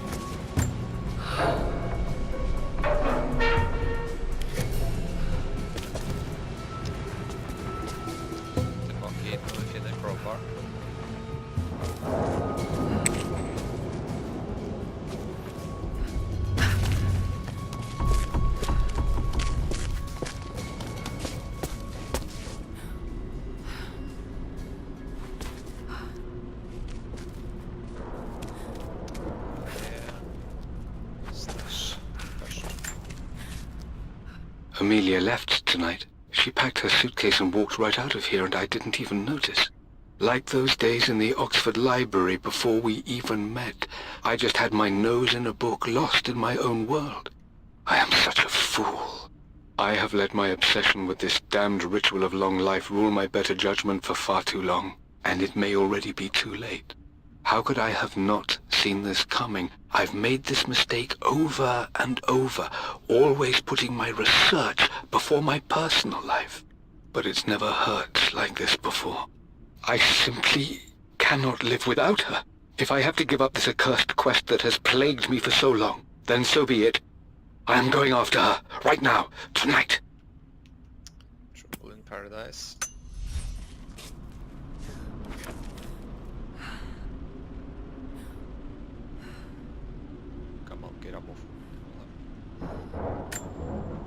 Plans for adding electricity to the manor. Dad used to say his granny hated all the bright lights. There's a missing page.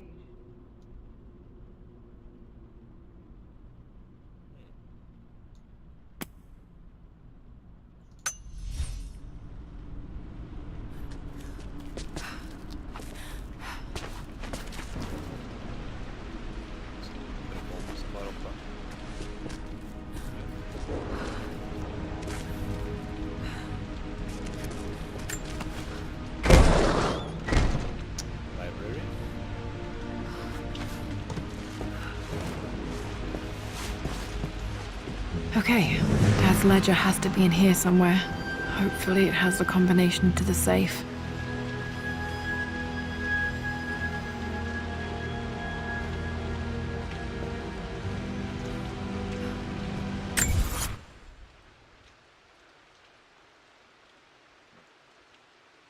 Sovrum där ser det som då. Trapp där.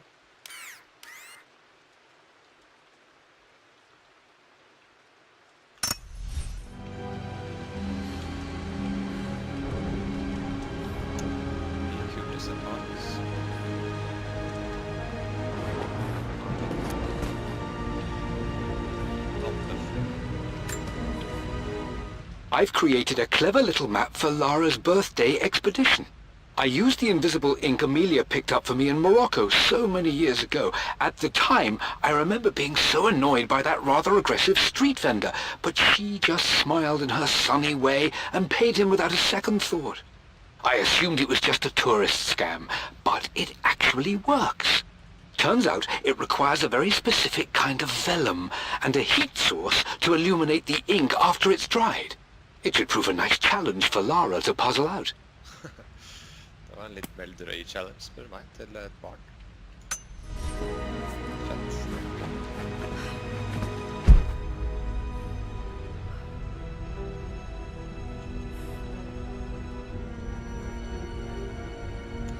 Så invisible ink, ja. Da må vi nok sette på en heat source for å finne det.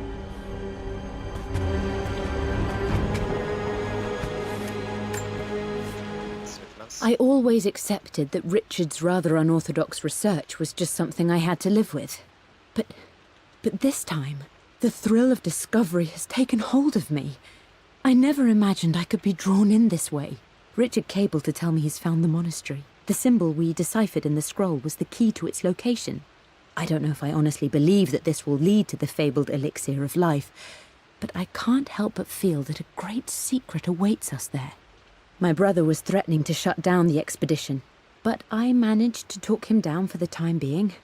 Now I am going to meet Richard. I would bring Lara if I could, but she's still too young. She'll be in good hands with Winston, and when we return, her parents might just be a bit more famous.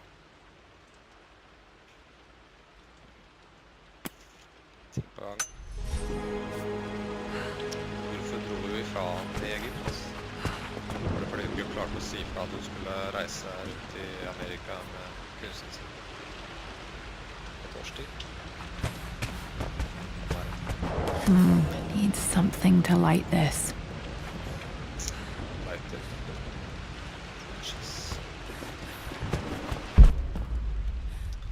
Sista kjørt.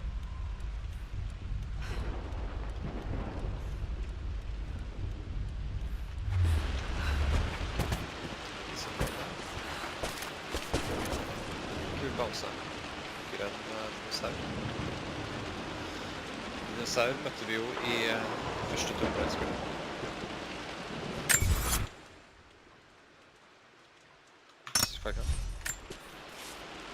I've reached the monastery. As Roth predicted, it was hidden deep in the Himalayas. And now that I'm standing on these high stone walls, I am overwhelmed by the sheer beauty of the mountains that surround me. It is simply breathtaking. But what adds to their spiritual majesty is the truth of this place. The monks welcomed me, as is their way, but they seemed to expect me. They must have known someone like me would eventually come seeking answers. I know this is the place. They've conducted the ritual before. I have seen the evidence, the distinctive symbols carved into the floors, the art displayed on the inner chamber's walls. They've created the elixir before, and they will again if I can convince them. I sent Amelia a message straight away. I want her by my side for this discovery. Munken I Tibet, ja. Husker dem. Tomb Raider 2, 1. Dad was looking for an elixir. Was it the elixir of life?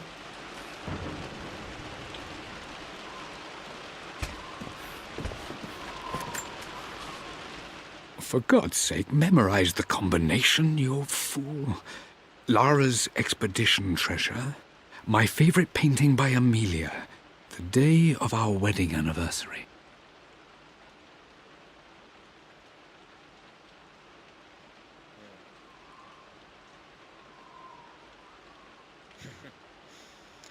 Ga seg selv clues.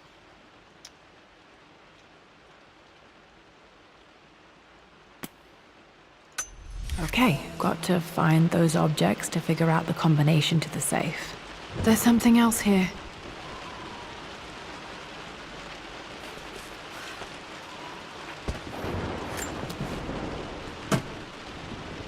Dad's lighter. I don't remember him ever using it, though.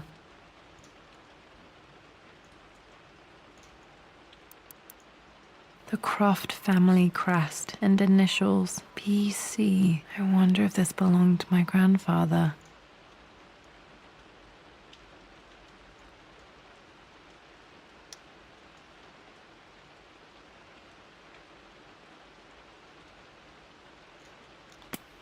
Kan vi fyre opp peisen nå, kanskje? Yes.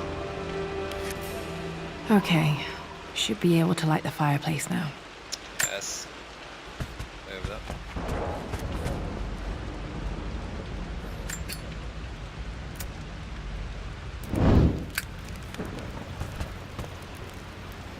Da har vi en fire source. Jeg ser ikke noe skrift der.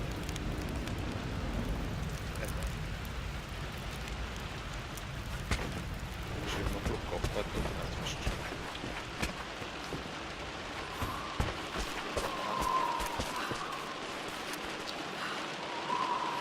nysgjerrig på den der bamsen som står der. This is my handiwork. I used to love drawing pictures of tigers. Wow.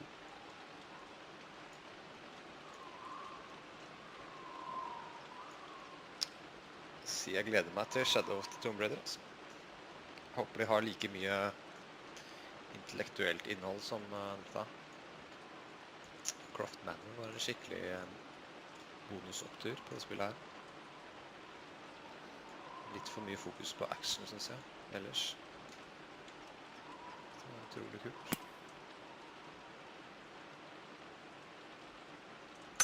Spent so many hours in here, reading, dreaming of my own adventures.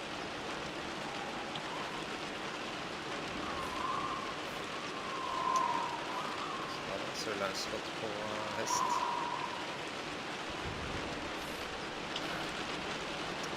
Tiger.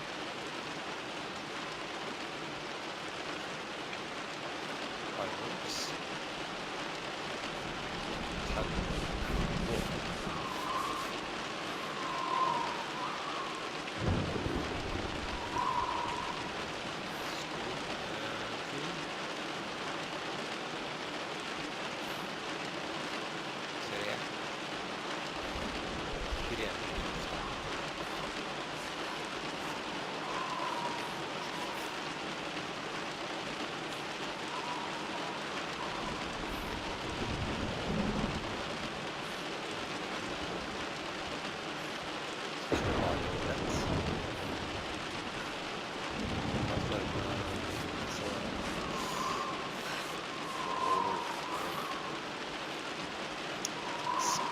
Så lå den til å sparke.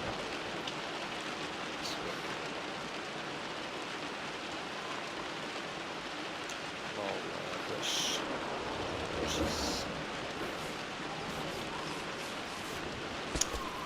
Fantastiske detaljer.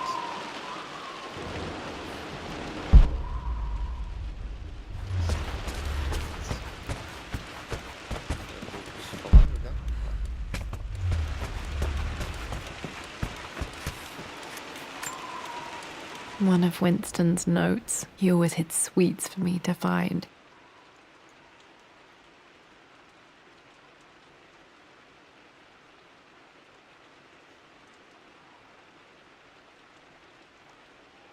Jaffa cakes next to the milk.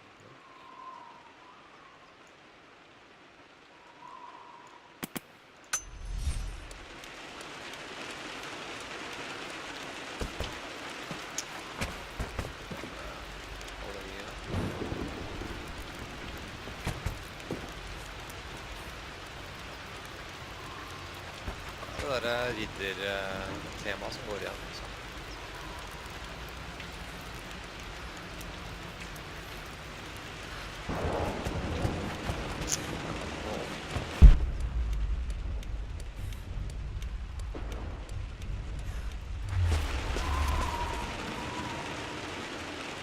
Scroller på I remember this now. Each district in ancient Egypt had a symbol and a number. I always preferred these symbols to the actual number hieroglyphs.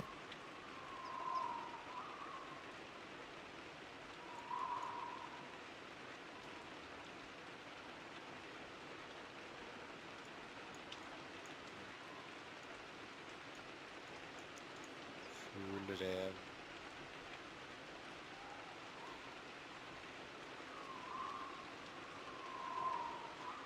Full larve. Rådyr, gulrot. Fuglahus. Nese.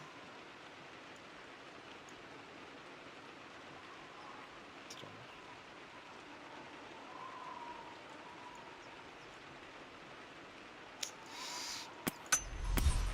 Now, let me see.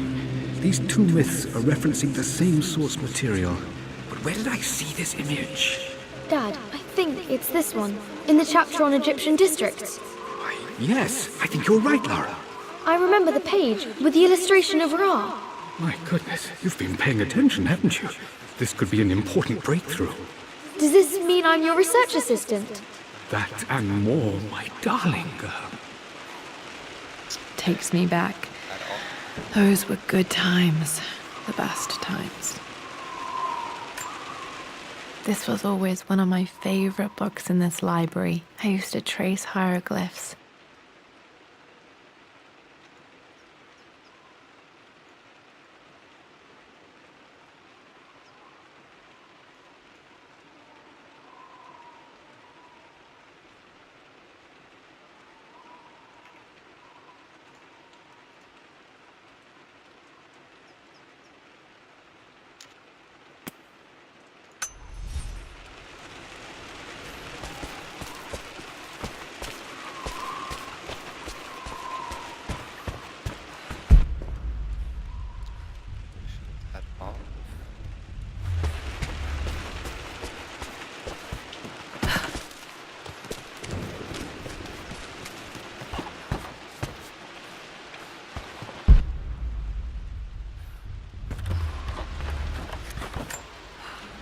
This picture was taken in the library.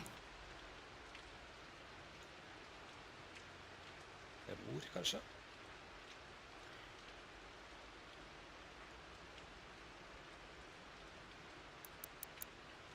$1820 additions to the main hall in progress. Da var det ikke mor.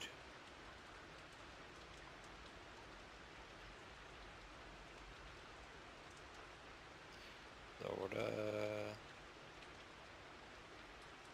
et eller annet tipp. Tipp.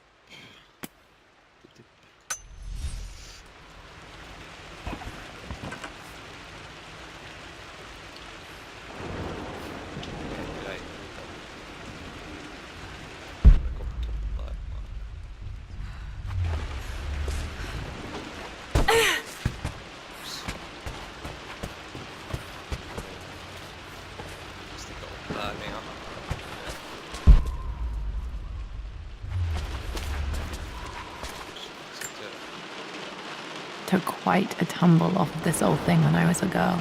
Still feel it in the shoulder from time to time.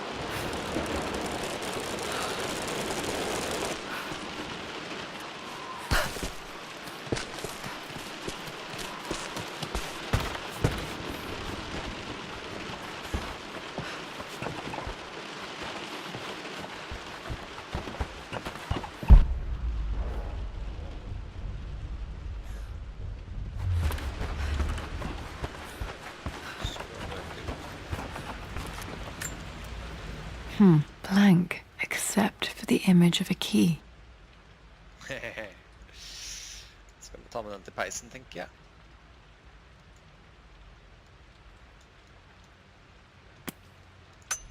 I remember this map now. It leads to the master key, but we made it with a special kind of invisible ink.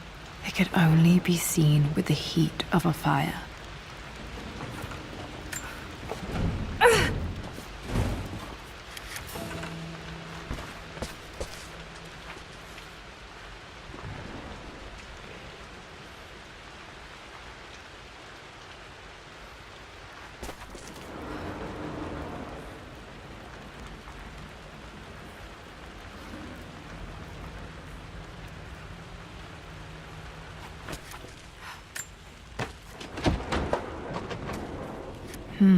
I think I stashed one of Winston's master keys in here when I was a kid.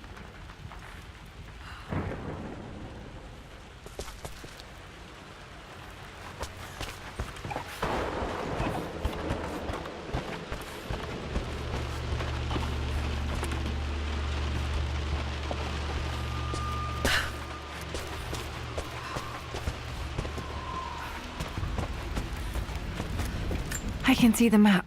Looks like the key is hidden under a trunk near the bookcase.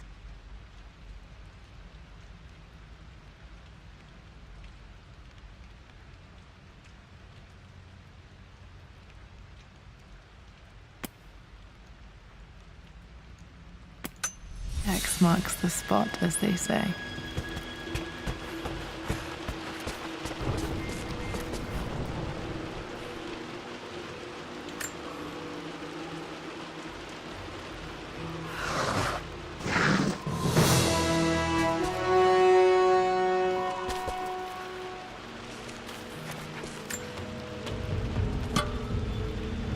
The master key. This should get me into the West Wing.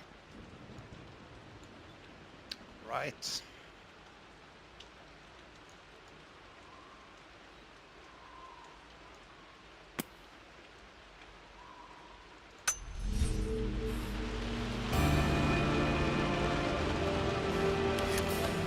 All right. This should open most rooms in the manor, including the Forbidden West Wing. Nice. Skal jeg sjekke om det går her oppe.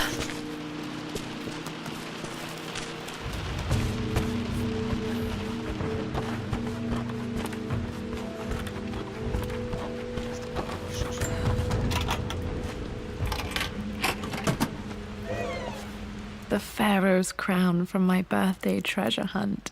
How old was I again? 6? 8? I think this hieroglyph corresponds to a number, but which one? To fugler.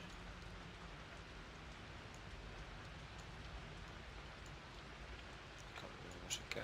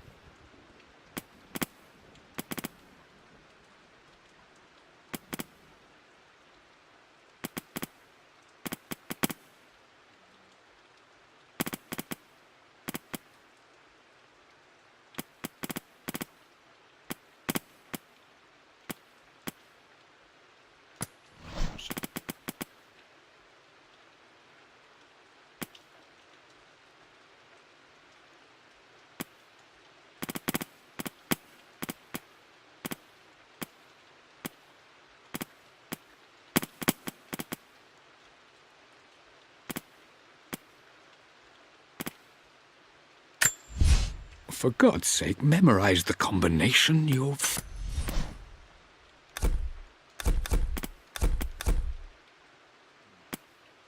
Det er en igjen.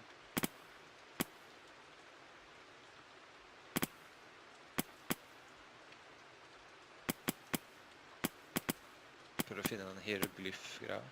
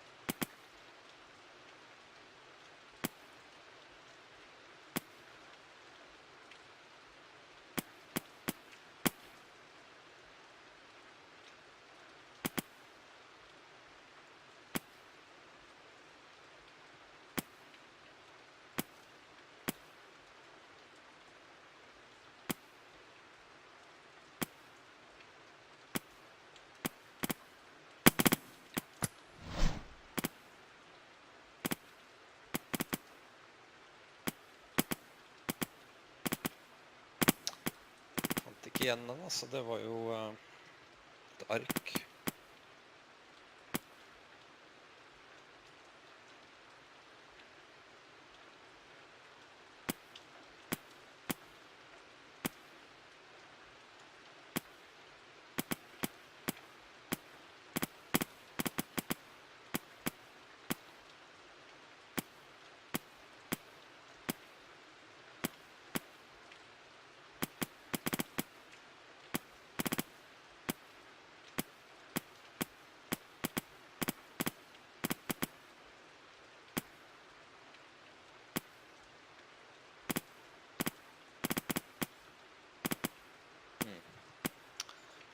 vekk, gitt.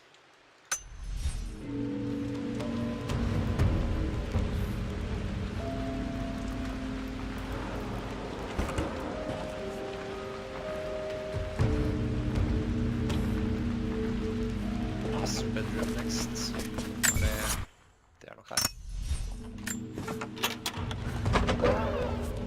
Okay, Dad's clues mention Mum's paintings and their anniversary.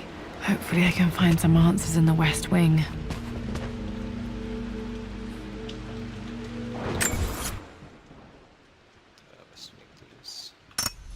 Men jeg har ikke sjekket alt her.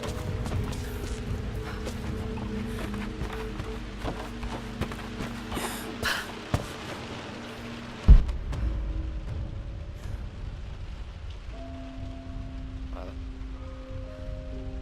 Nei, jeg sjekket ikke.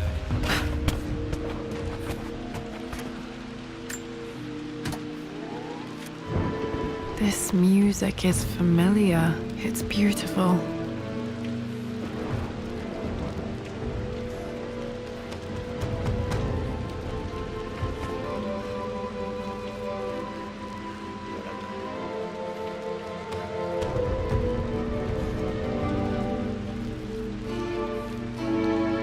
Husker jeg fra toeren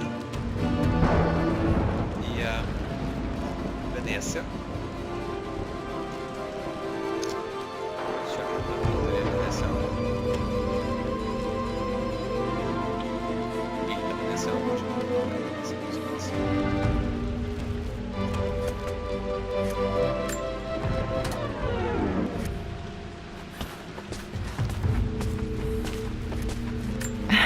It appears Sir Reginald's helmet fell off.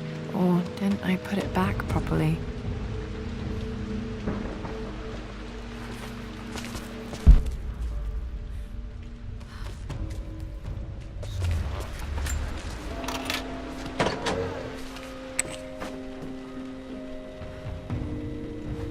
Master bedroom. Kanskje dette er master bedroom. Ser ikke ut som et bedroom.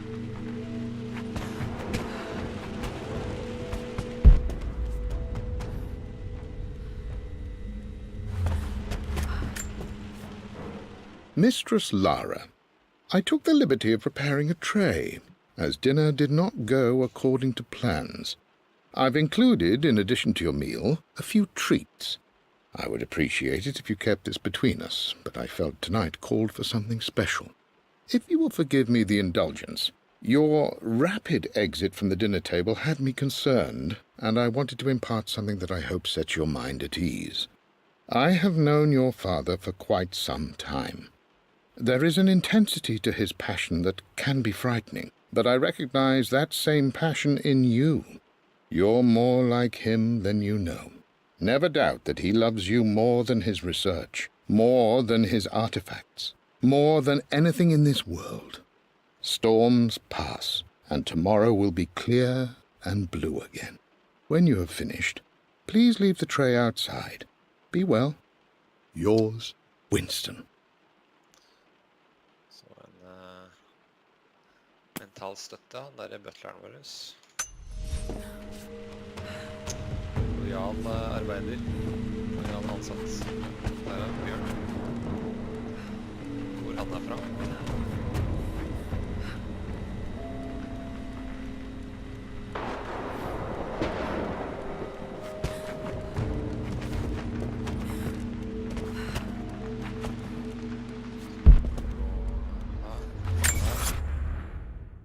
Jeg tror master bedroom ser ut som er der, så nå går vi låse opp her først. Da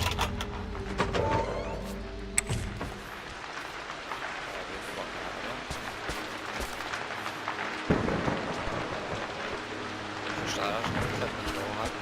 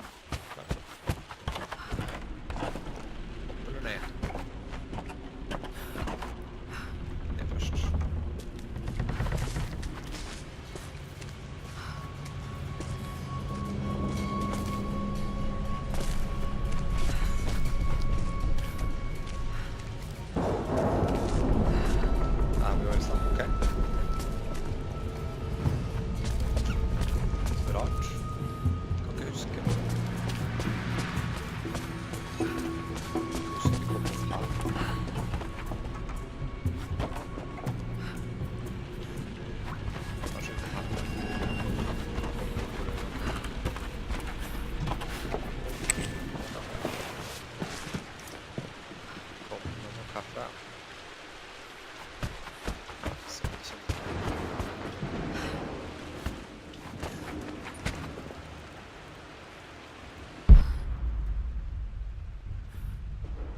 der har vi safen.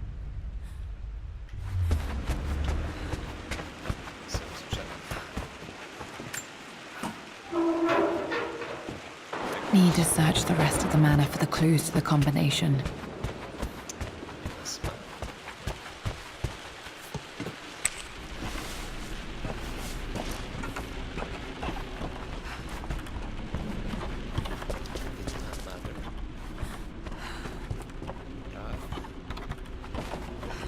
Ja, så det er bare en snarvei.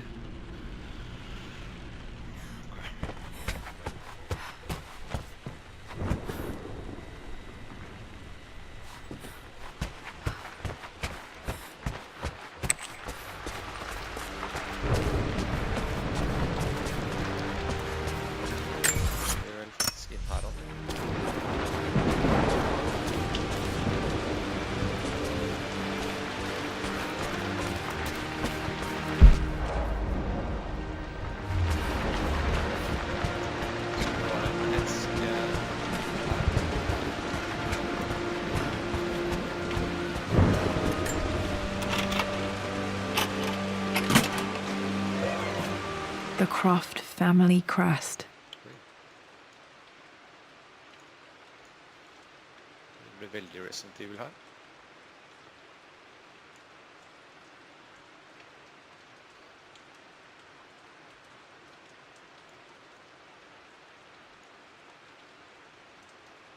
Tydeligvis noen riddere i denne familien litt tilbake i tid. Blått, hva betyr det?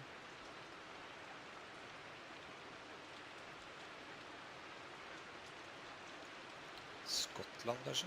Kanskje skotsk blod, klokke.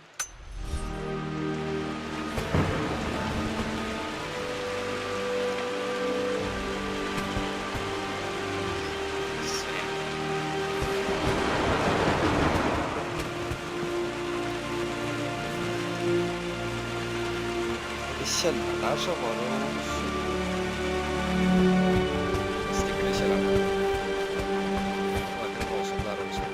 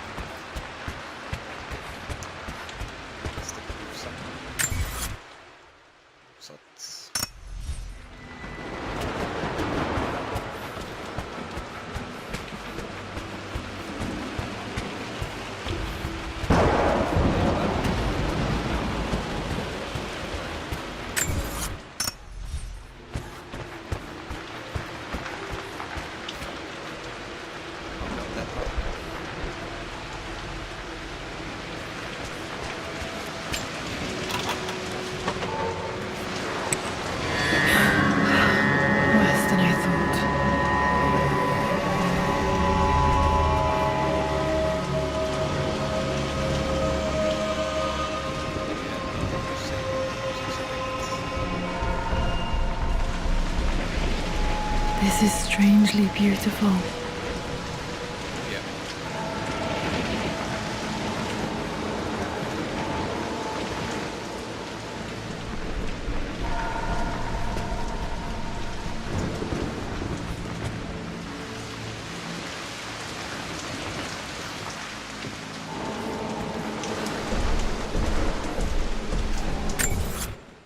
Skal vi gå først hit? Eller, nei, vi går dit.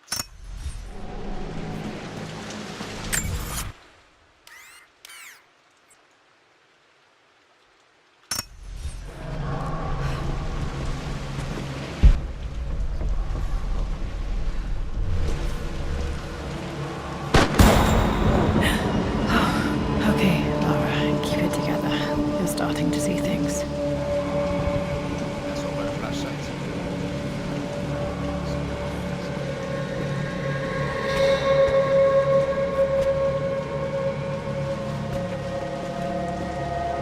Mum's atelier. Dad sealed it soon after she died. He probably couldn't bear the idea of removing any of her belongings. Vet ikke jeg hva et atelier er. Det er vel kanskje noe som maler.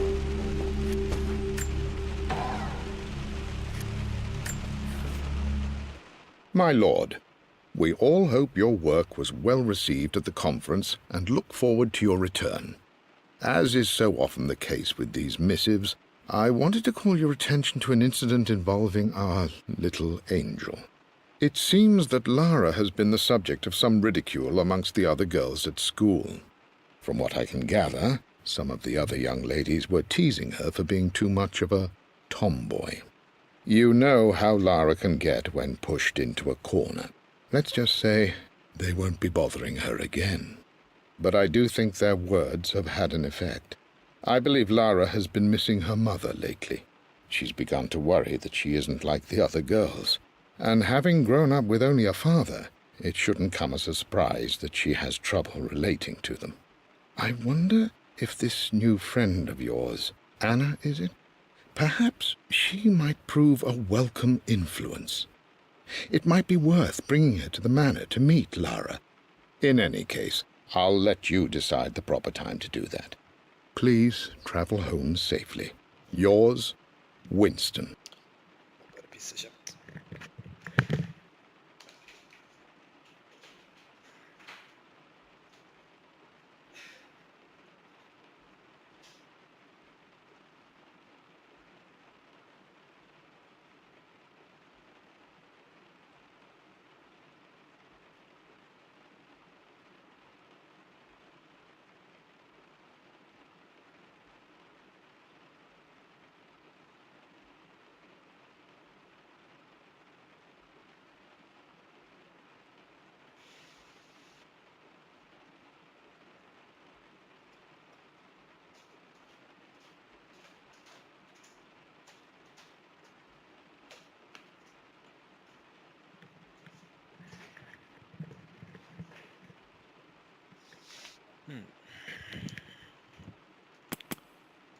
Hoppa på skoene. Skiller seg ut, så skjer ofte det litt. Dessverre. Så det er de som skiller seg ut som ofte er spennende boka.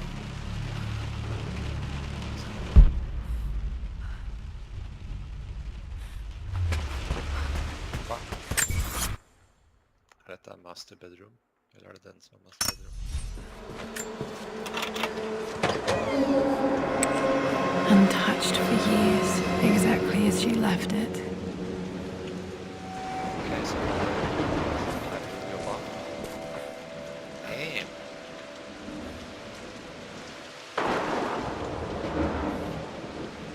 Mye av far, ser jeg. Kjenner den igjen, faktisk.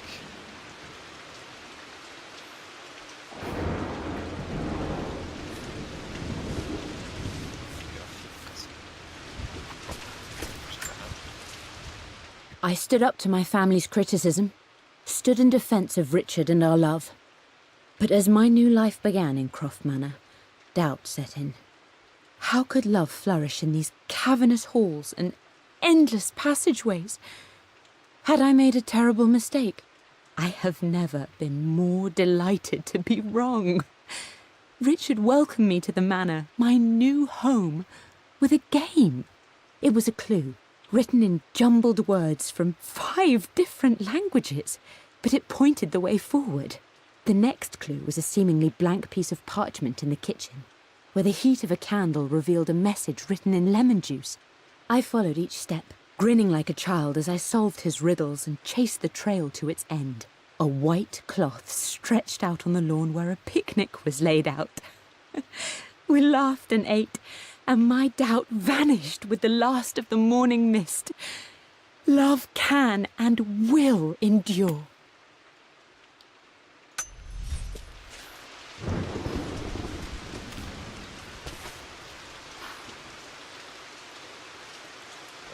Bolivia.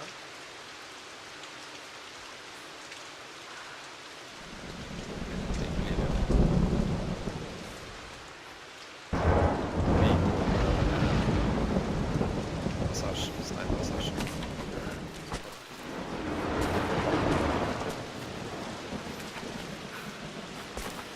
You've almost got it, darling.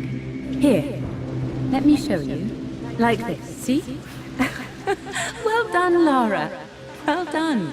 I wonder how my life would have been different had she lived. Her hadde vel vært litt mer blid. Sjekke. Hva er det?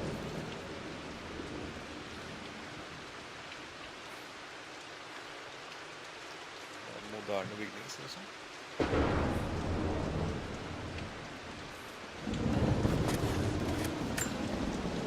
I don't have any memory of this. I wish I could remember doing this. Mum died too young.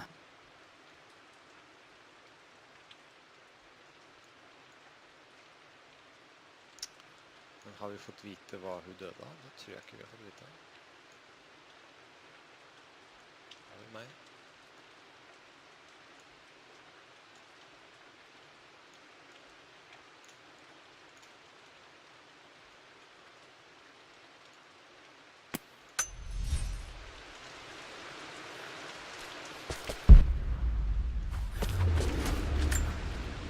Mum with me as a baby. I've never seen this. Hard to believe I was ever that small.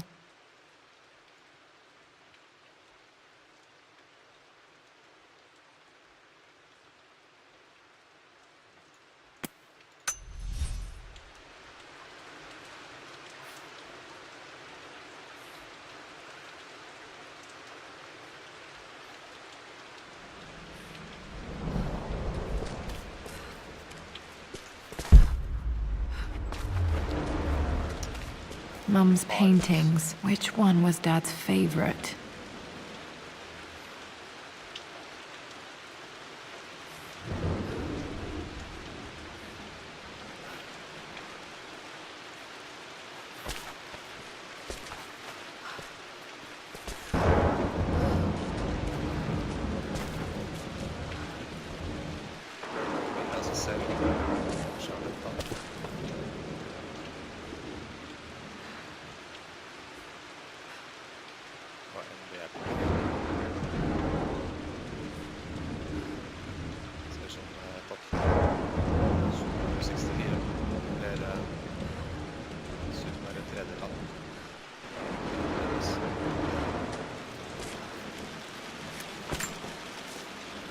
I returned home this afternoon to collect the last of my paintings. I suppose I should say I returned to my family's home. Atlas was there, in one of his foul moods, and even as he dripped venom for Richard with his cruel barbs, I could only laugh. To think that I once listened to my bitter brother in matters of my own happiness. My dismissal only served to infuriate him more. I left him there in Father's study, muttering to himself. On the drive back, as Winston took a longer route through the country, I looked through my paintings, Richard's favourite one among them, a simple abstract with blocks of red. I smiled, thinking about giving it to him. I was happy, and I was going home. Blocks of red. Dad's favorite painting. Maybe something about that painting will help me figure out the combination.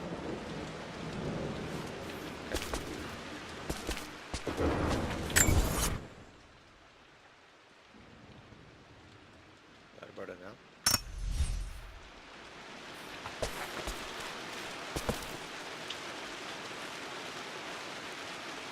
Så landshopp med vest.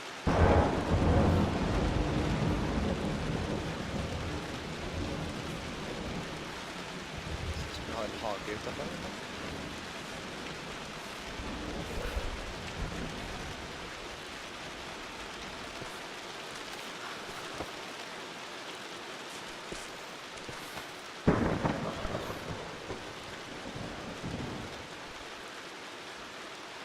Ser ut som vi grabbar med farger.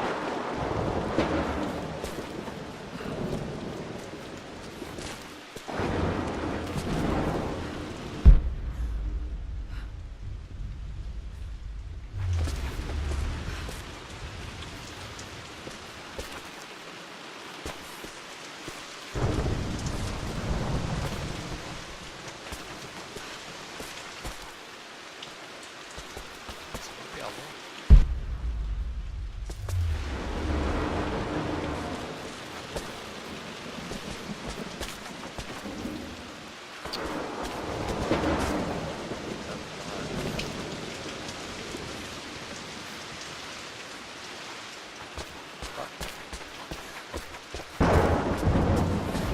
I'm glad I still have so much of Mum's work.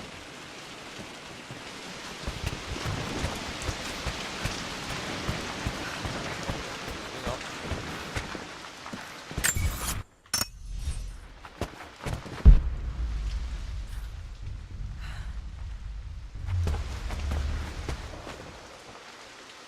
Tiur.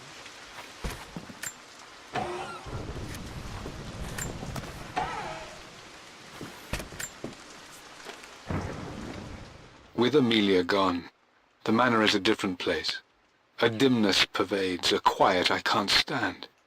Even though Lara is too young to understand what has happened, she also senses the change. She's asked after her mother only once, and I'm afraid my reaction must have terrified her. I will need Winston more than ever these next few months to help look after her. I never quite realized how much grief can consume a man, but I am utterly consumed. I know I can't escape the pain, but I will try my damnedest to avoid it. I will seal the West Wing for as long as I live in this place. It will remain exactly as Amelia left it. Perhaps someday Lara can find her own answers there. Deep, deep. Jeg lurer på... Hun må jo ha dødd. Hvis hun dro til Amerika for å følge kunstnerkarrieren sin, så må hun ha dødd der. Det skjedde et eller annet der, tenker jeg. Kanskje det var svar på.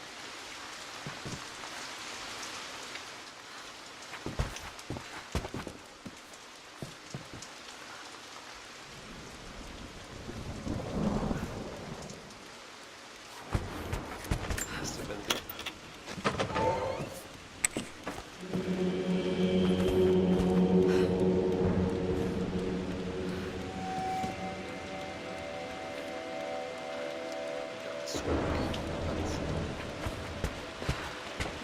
After everything Atlas has done, how could you tell him about the expedition? It's just all been too much. I needed to talk to someone. He's still my brother. I don't trust him.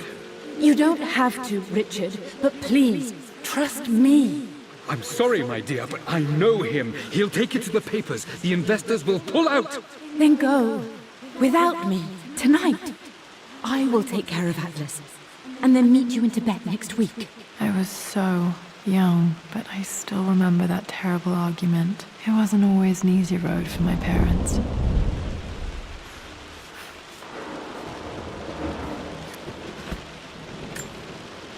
This is Dad. I suppose it's a family tradition, but I can't imagine having one of these made of me. Det kan jeg. Det var fett å ha til Lara en sånn statue.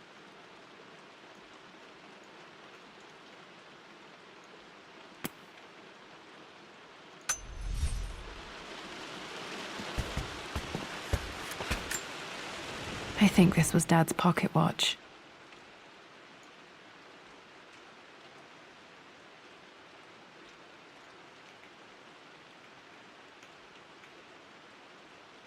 Så Lancelot igjen. Family Crest, er det ikke det? Ser ut som det er Family Crest. Klokke.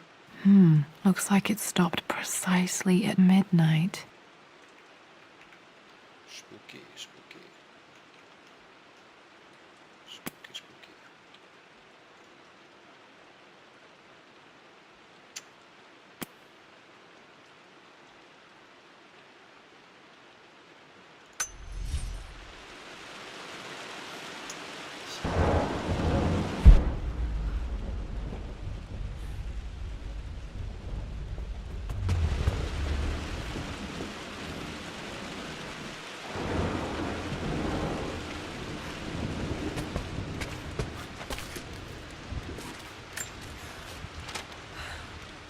I believe it took this trip to push me over the edge. I've been able to see Richard in his element, seeing him at his best and his worst. I've experienced the purity and chaos of his passion, and I came to realize I want his passion in my life every day. So it's done. Richard wanted to wait another 4 days until my birthday, but I wouldn't have it. Once I make a decision, I prefer to get on with it. So we found a small chapel in Luxor that was just right.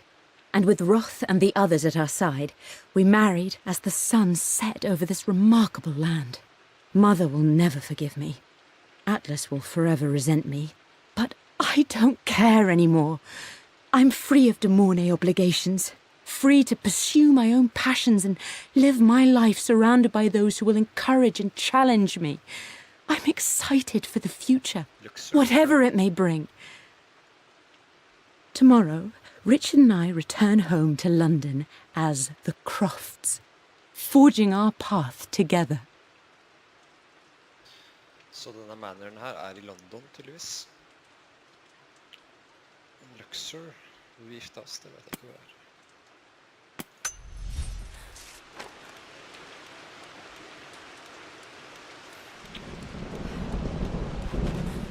Det er senga.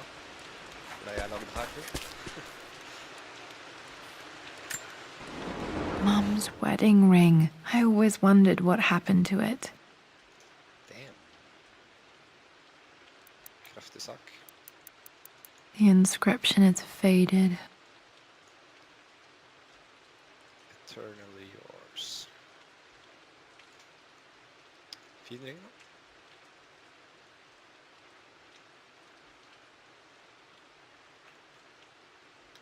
Kraftig sak.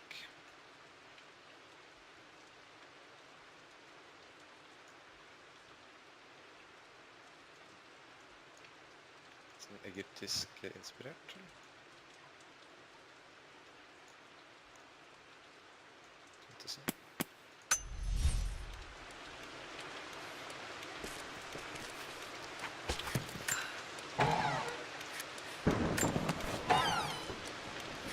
Siste kluk, kanskje? Amelia would not have approved. That alone should have been the end of it. But I am, as God made me, a stubborn fool. I locked all the West Wing's doors, and I shall not open them again until either my life or my obstinacy comes to an end. The night before, Roth told me I would someday change my mind. Like a broken arm cast in plaster, he said. The wound would heal, and we would someday shed the bandages to be whole again. The metaphor made me furious. The clumsy way he cast our loss off as nothing more than an inconvenience. There is wisdom in his rough words, but I've done what I must. Perhaps one day, Lara will throw back the doors to let the sun shine in again. Maybe she will find her own sense of peace in this place. Ja, vi får se. At least that old thing still works.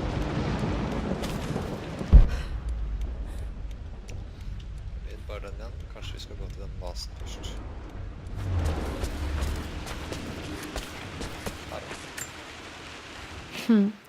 Mum on her wedding day. She looks so beautiful. Hitende som en lykkelig dame.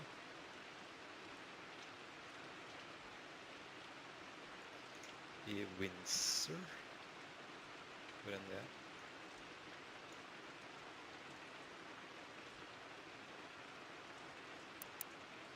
There's a date, October something. Damn, the number is faded. Ta det med til peisen, tenker jeg. Ta det med til peisen. The anniversary was in October, but which day? I can't believe I don't know this. There's got to be another clue somewhere.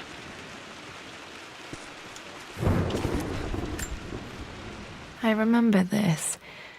Dad gave it to Mum on her birthday. October 13th, Mum's birthday. All right.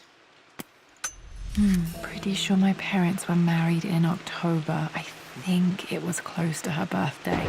Okay, back to the study to open that safe.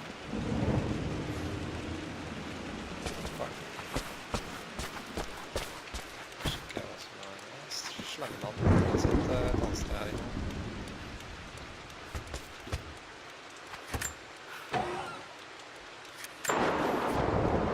I am bursting with pride.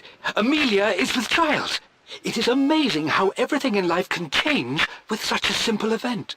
Obviously, we don't know the gender, but already we've discussed possible names. Perhaps Benjamin, after my grandfather? Or maybe Griffin. He was more infamous a Croft than even me. No, Amelia wouldn't have it. Besides, she's certain it's a girl. She favours a classic such as Scarlet or Kate, though I've made some headway with Lara. A subtle nod to the sun god Ra, and our days in Egypt, where certainly this child was conceived. I find myself thinking about this new life we've created, of how much she might be like us. For all my research into myths of immortality, I may have ignored the most obvious answer to the questions that plague me. We live on through our progeny, our genes, DNA, experiences passed through the generations. Perhaps this is the simple truth of eternal life, and I've just been too stubborn to accept it.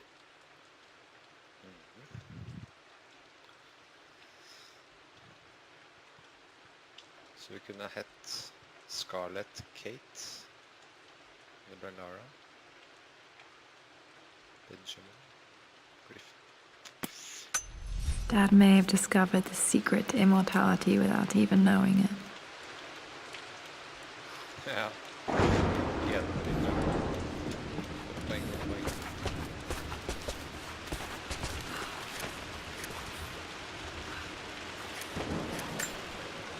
My mother's perfume. The smell. So familiar. I can almost remember her.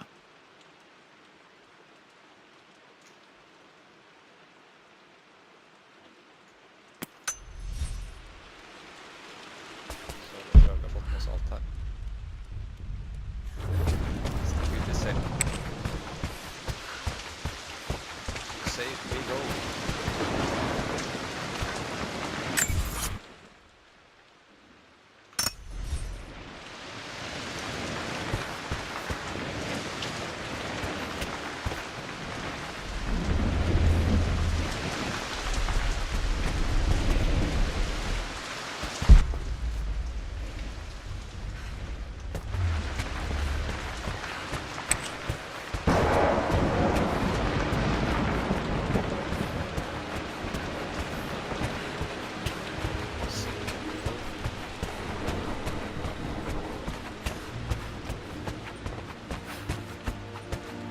Dad, what do you keep in there?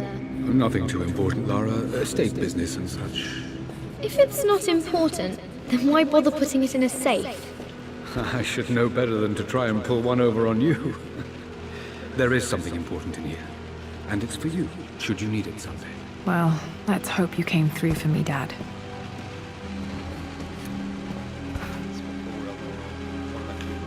Okay, found all the clues. Let's see if I can figure this out.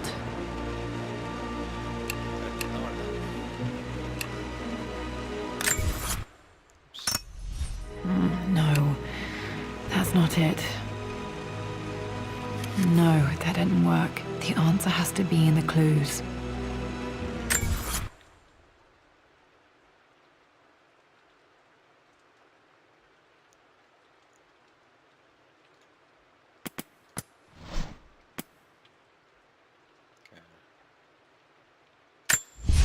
I returned home this afternoon to collect the last of my paintings. I suppose I should say Blocks of red. For God's sake, memorize the combination, you fool. Lara's expedition treasure. My favorite painting by Amelia. The day of our wedding anniversary.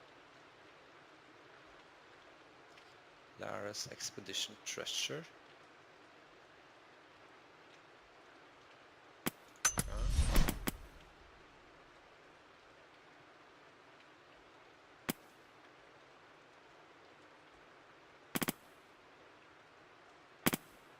Lara's expedition treasure.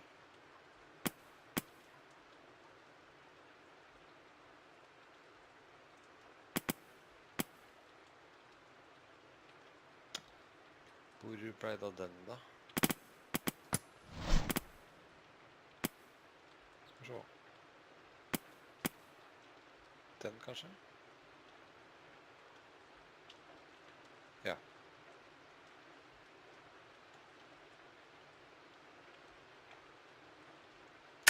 The Pharaoh's crown from my birthday treasure hunt.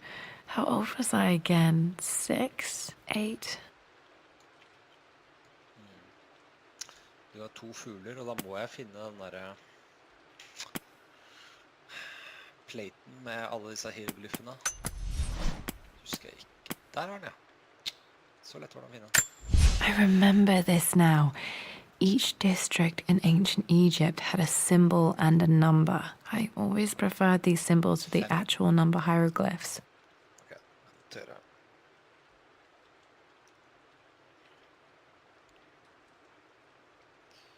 Se. 5. 5 er første tallet. Så var det...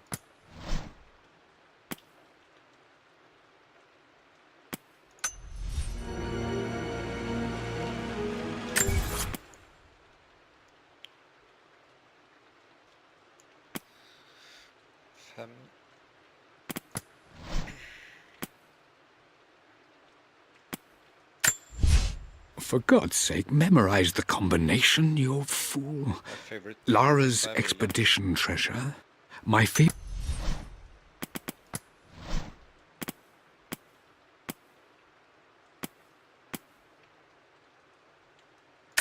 I remember this. Dad gave it to Mum on her birthday. Så det er siste, er det ikke det?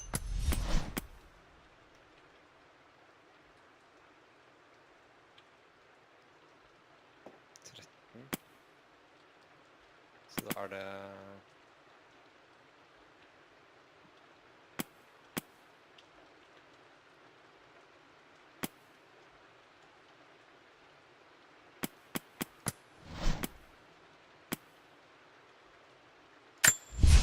For God's sake, memorize the combination, you fool. Ja. Lara's expedition treasure. My favorite... painting. Det var jo røde bokser.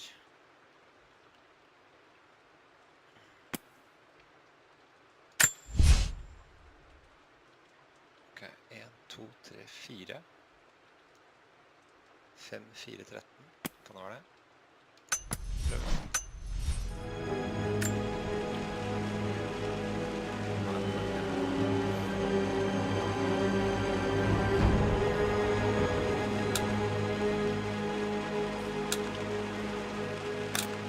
No, that's not it. Det 4 minus 13 er 41.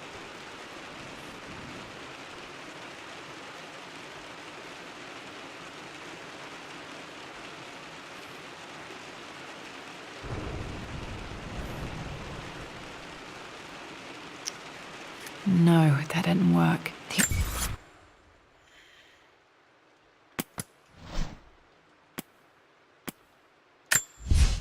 for God's sake, memorize the combination, you fool. Lara's expedition treasure, my favorite painting by Amelia, the day of our wedding anniversary.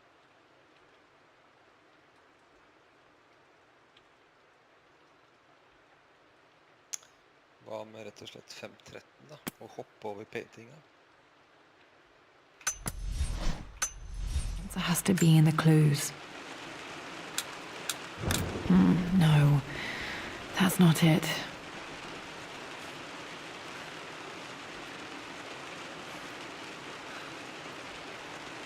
No, that didn't work. The answer has to be in the clues. No, that didn't work. The answer has to be in the clues.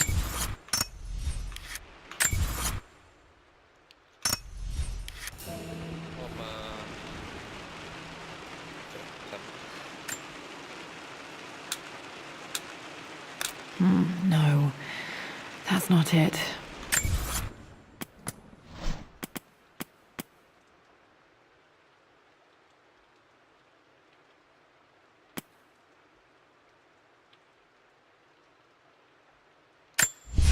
I believe it took this trip to push me over the edge. I've been able to see Richard in his element, seeing him at his best and his worst.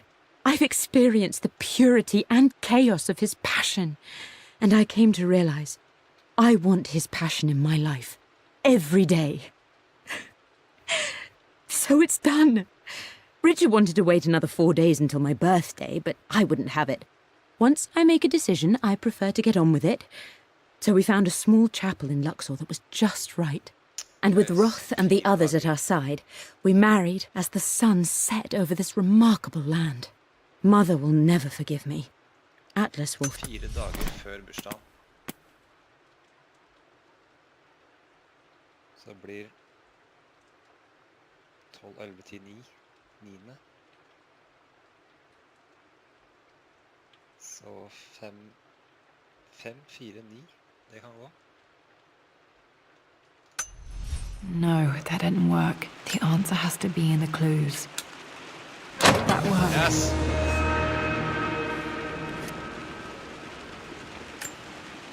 It makes me happy to know that Dad kept this safe. Clay imprint of Lara's hand.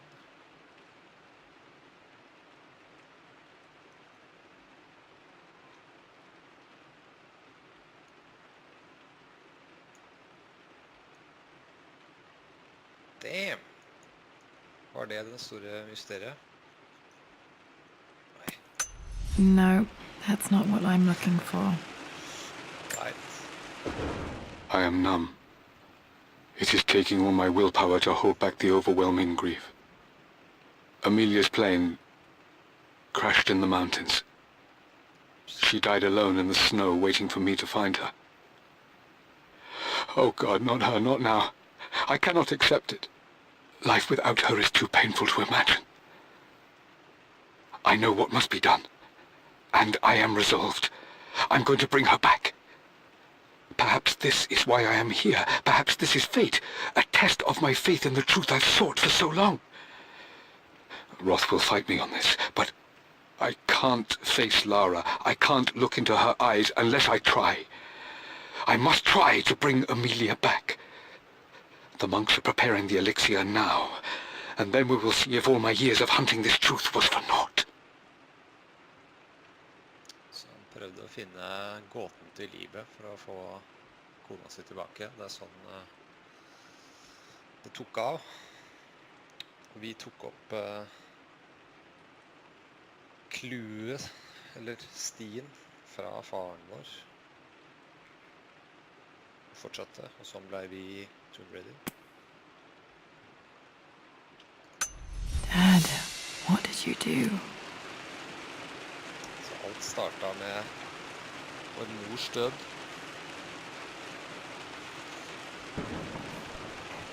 Damn. 14 relics igjen. 11 dokumenter.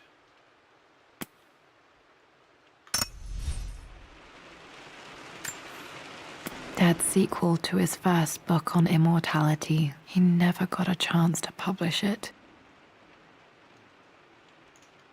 Handwritten. This is the only copy.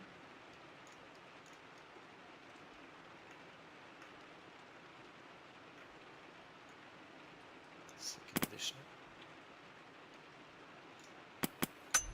Damn, this isn't it either.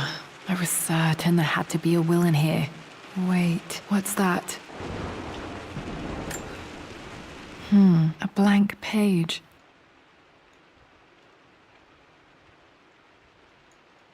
Ta med den til peisen da.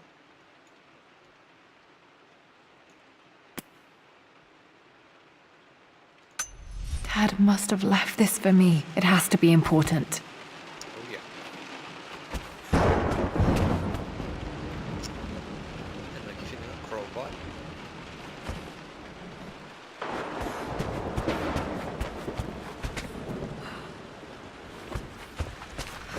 Peisen, tror jeg.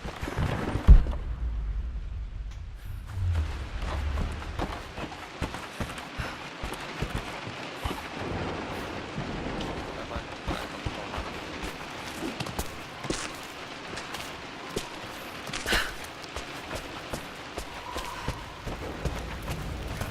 A hidden message.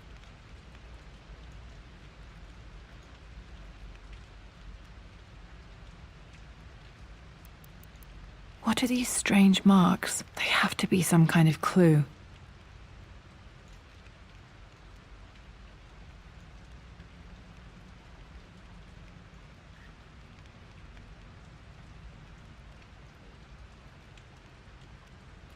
Det mangler symboler.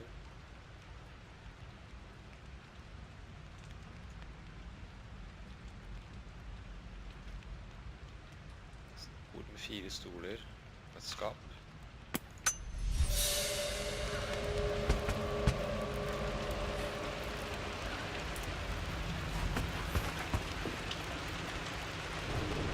Fire stoler og et skap.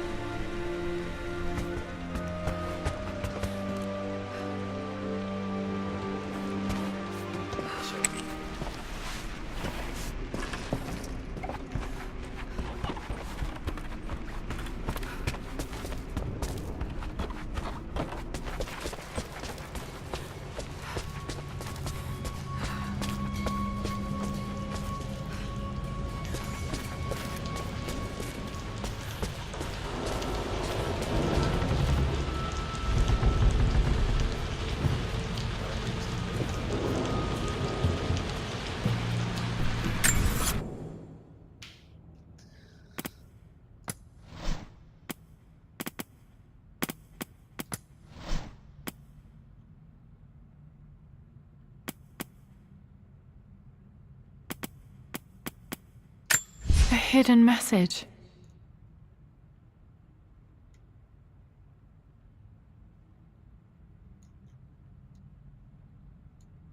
Skal vi se. Der.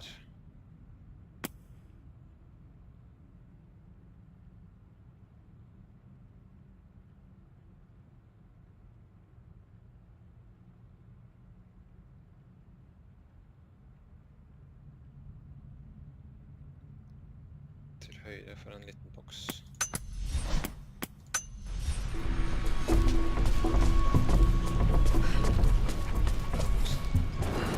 Der.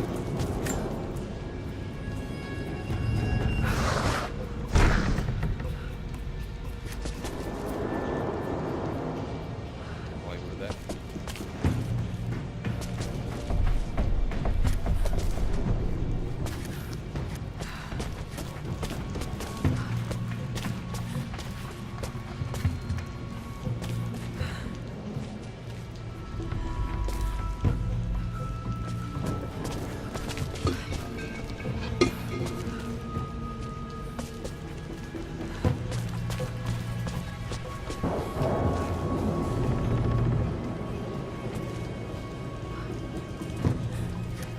Der, ja.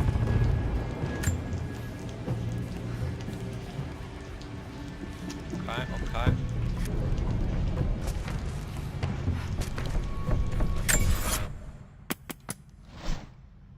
Decipher. A hidden message. Det er bakpå her, tenker jeg.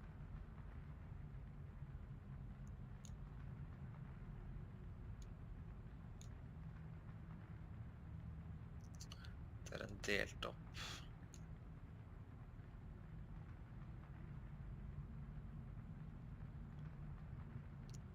Bartetegnet. Ja, da noterer jeg den.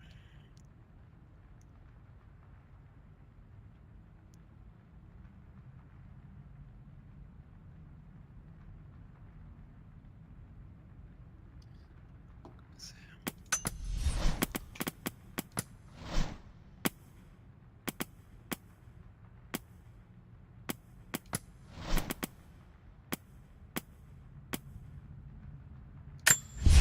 A blank page. Det er løst i øyeblikket. Ja. A hidden message.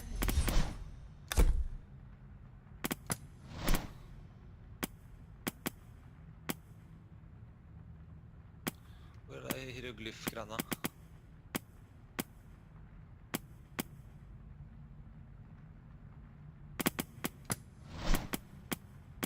Der. Der. I remember this now. Okay. Each district in ancient Egypt had a symbol and a number. I always preferred these symbols to the act. Ok, en.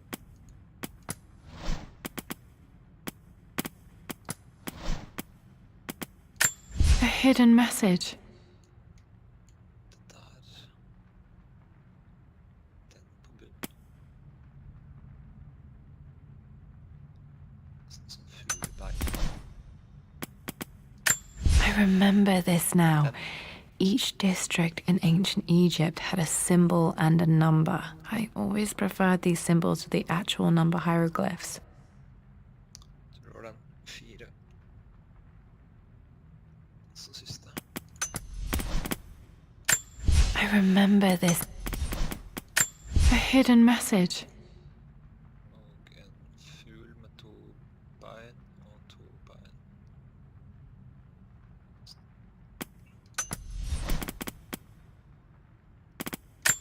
I remember this now. Each district in ancient Egypt had a symbol and a number. I always preferred these symbols to the actual number hieroglyphs. Der. 2. 1, 4, 2. Prøver det.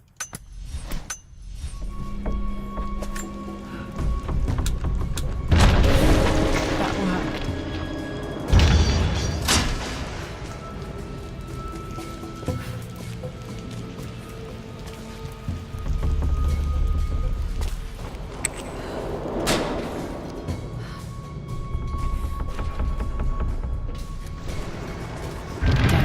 locked in.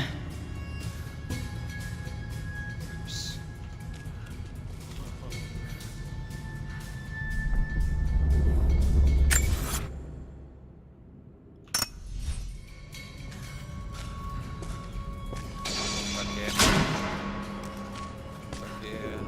Råbar snart.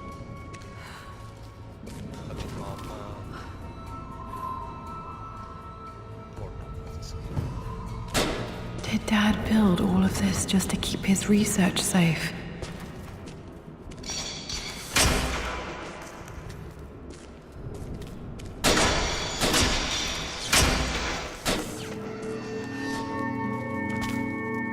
Damn!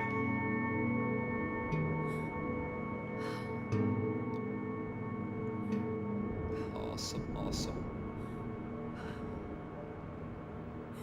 Er det ikke her vi ser starten fra startmenyen?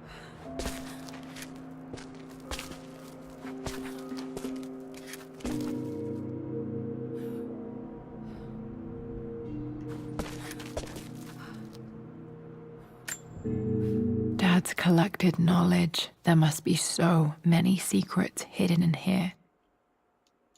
Family emblem.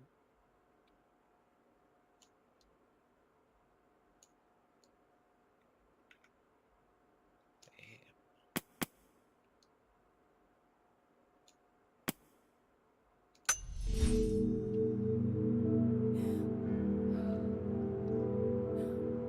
Hva er det greit der?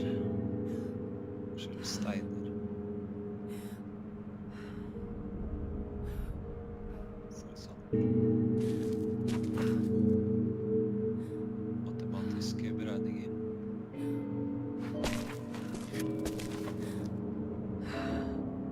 Skal jeg skru av lyset? Nei, ikke. Cold Trail. Er ikke det symbolet til The Prophet?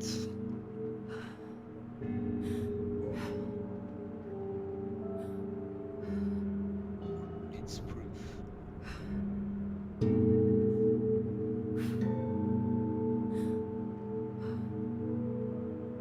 Til venstre er vel Egypt-greier. Så er det solguden. Ok.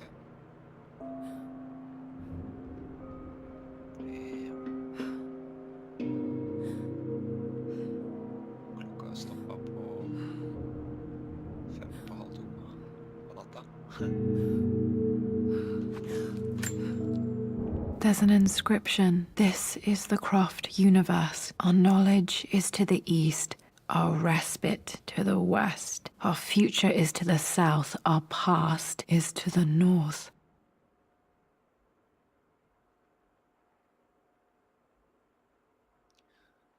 This is the Croft universe. Ok, der er det rommet her.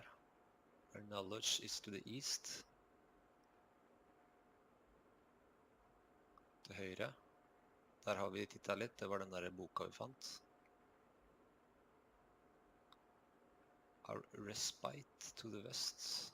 Jeg vet ikke hva respite betyr. Future to the south and past to the north. Denne er past. Past er på veggen, det jeg sjekket kanskje.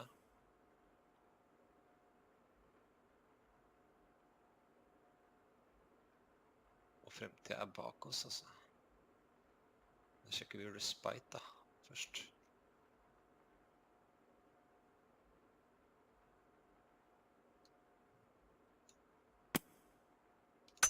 Our past to the north. Could there be something else beneath the manor?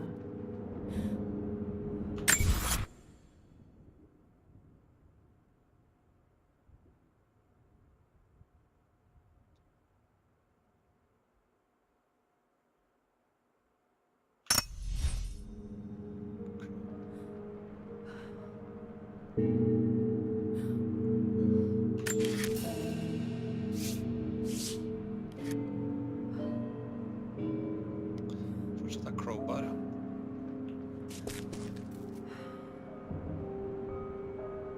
Mikrobølgeovn.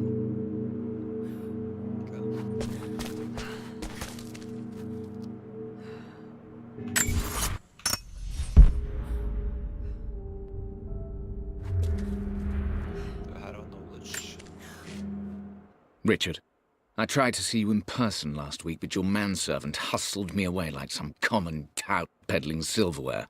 He told me you are heartbroken and you're not yet ready to see visitors.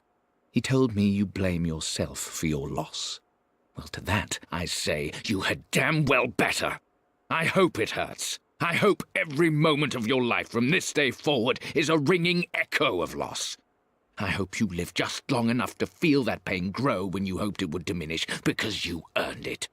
You stole Amelia from us. You ruined her reputation and poisoned her mind with a fantasy for children. In the end, you might as well have choked the life from her with your own hands. Do not contact me again, ever. But you must make arrangements for the future of your daughter. Have you considered perhaps it would be better if you followed Amelia sooner rather than later? As Lara's legal guardian, perhaps I could erase some of the damage you've already done to the poor girl. If not, I will do everything in my power to see to it that the Croft name is forgotten. Lara deserves better than you. So did Amelia.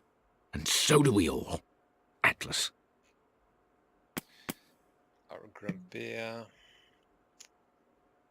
uncle.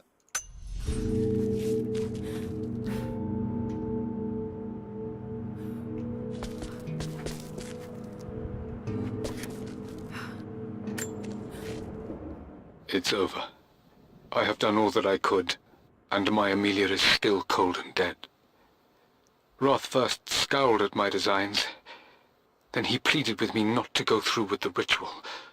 Not because he feared it might work, but because he feared what I might do when it failed. And it has failed. There is no doubt in that. I prepared everything according to my research. When I dropped the stone into the elixir and held it to her lips, I thought for the barest moment that it had worked. The hour was midnight and my pocket watch stopped inexplicably. There was a charge in the air like the moment before a lightning strike.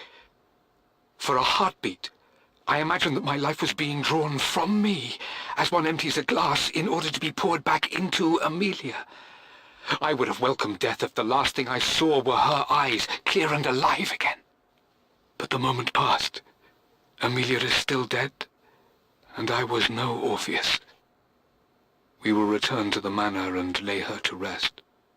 I owe her that much. Så, hva fuck fikk tak I den greia fra munkene?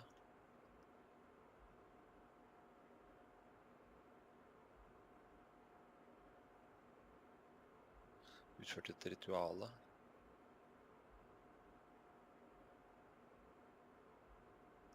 Slapp en sten ned I elixir.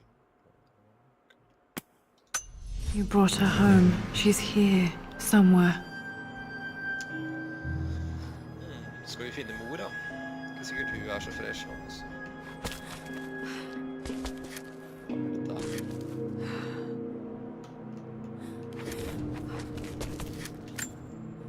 This was part of a set of statues Dad found in China. He thought it was linked to the Temple of Xian. Perhaps I should look into it someday.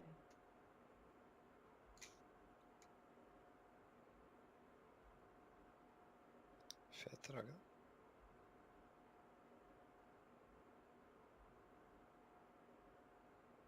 Fresh farge. Kul farge. Nesten som første generasjon Triumph Lime Green fargen. Lysere. Jævla kul farge.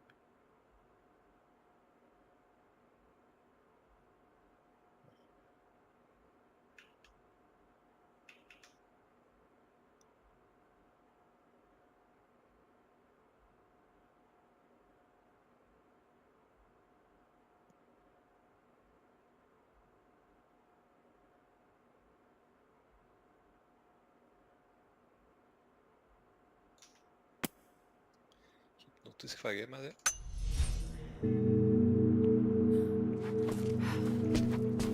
Så det her var beregningen han gjorde med den elixir-greiene, kanskje.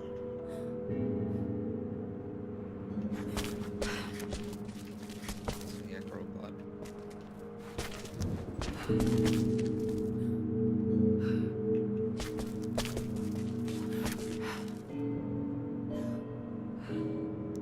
Missing strømskit eller strømkart. The missing page from the renovation plans. They didn't want anyone outside the family knowing about this crypt.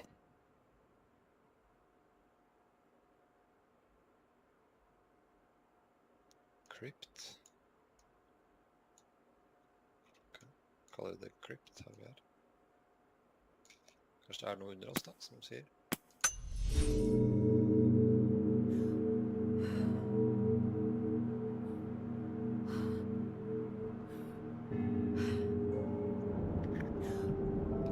Potterigreier.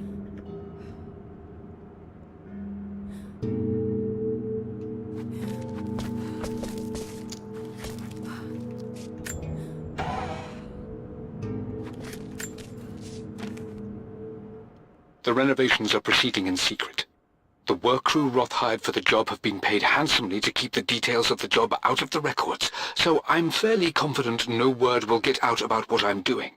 I've been careless with presenting my findings, attracting all the wrong sorts of attention. Roth thinks I'm being paranoid by building this secret vault, but I know I'm being watched. My work is too important, and potentially too dangerous. It can't fall into the wrong hands.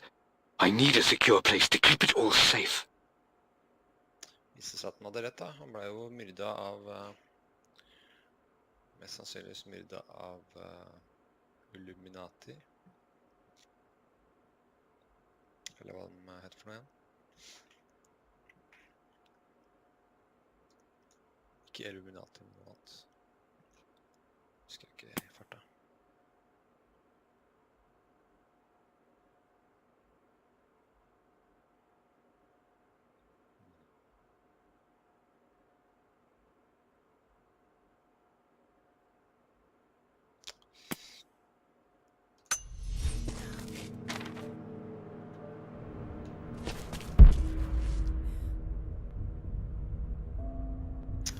Da håper jeg at crowbaren er her. Tror jeg ikke. Might be able to use this to access other parts of the manor. Damn! Siste jeg fant.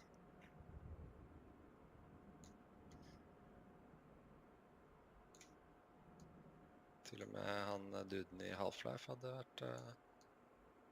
Gordon Freeman hadde vært fornøyd med denne her.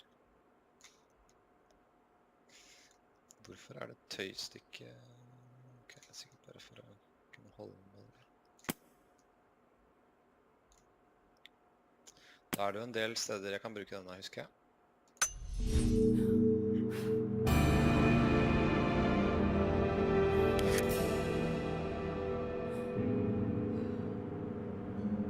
Dører også.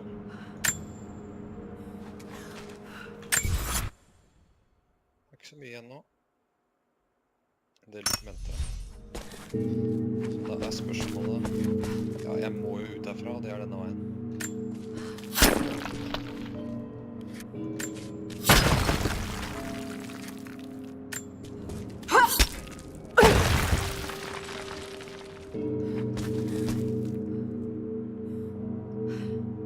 Solve the riddle of the sun. Sun black.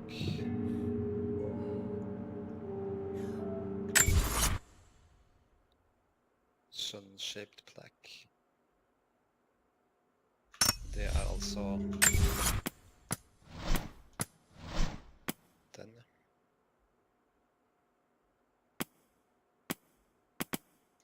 There's an inscription. This is the Croft universe. Our knowledge is to the east, our respite to the west. Our future is to the south, our past is to the north.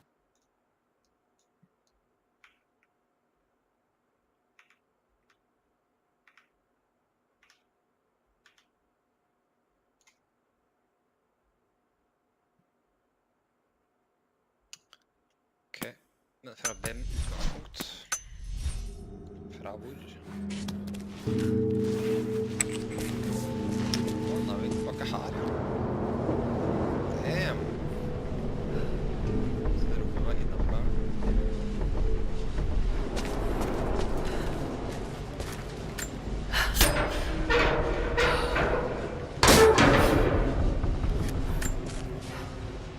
Hi, Dad. So I know I only just returned to school, but when can I come out to the dig site again? It's just so boring here. We're doing all the stuff I already read last summer. I always end up staring out the window and thinking about our expeditions, and then I'm yelled at for daydreaming. I promise I'll be good and not disturb you and just work wherever you tell me. I just miss it, Dad. And I miss you. Så nå ser jeg meg på skolen der. Jeg drev med alt annet enn skoleting.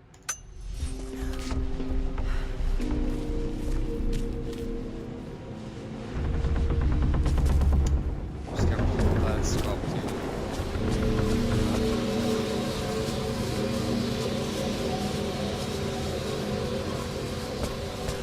Det er ikke sant.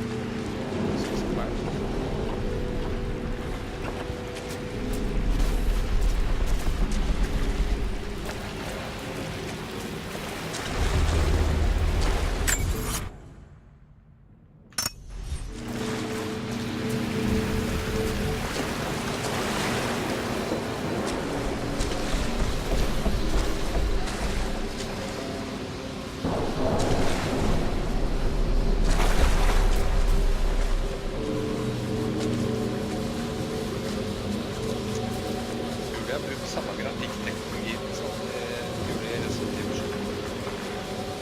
Utrolig kul stil. Selv om Resident Evil 7 var en hakket rolle, synes jeg.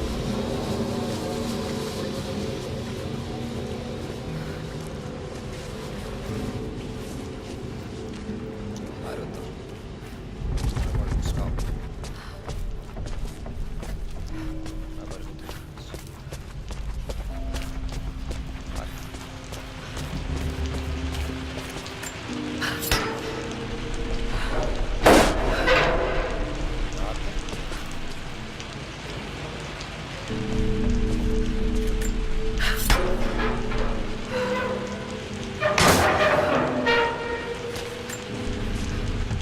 Lord Croft is resolved to seal the West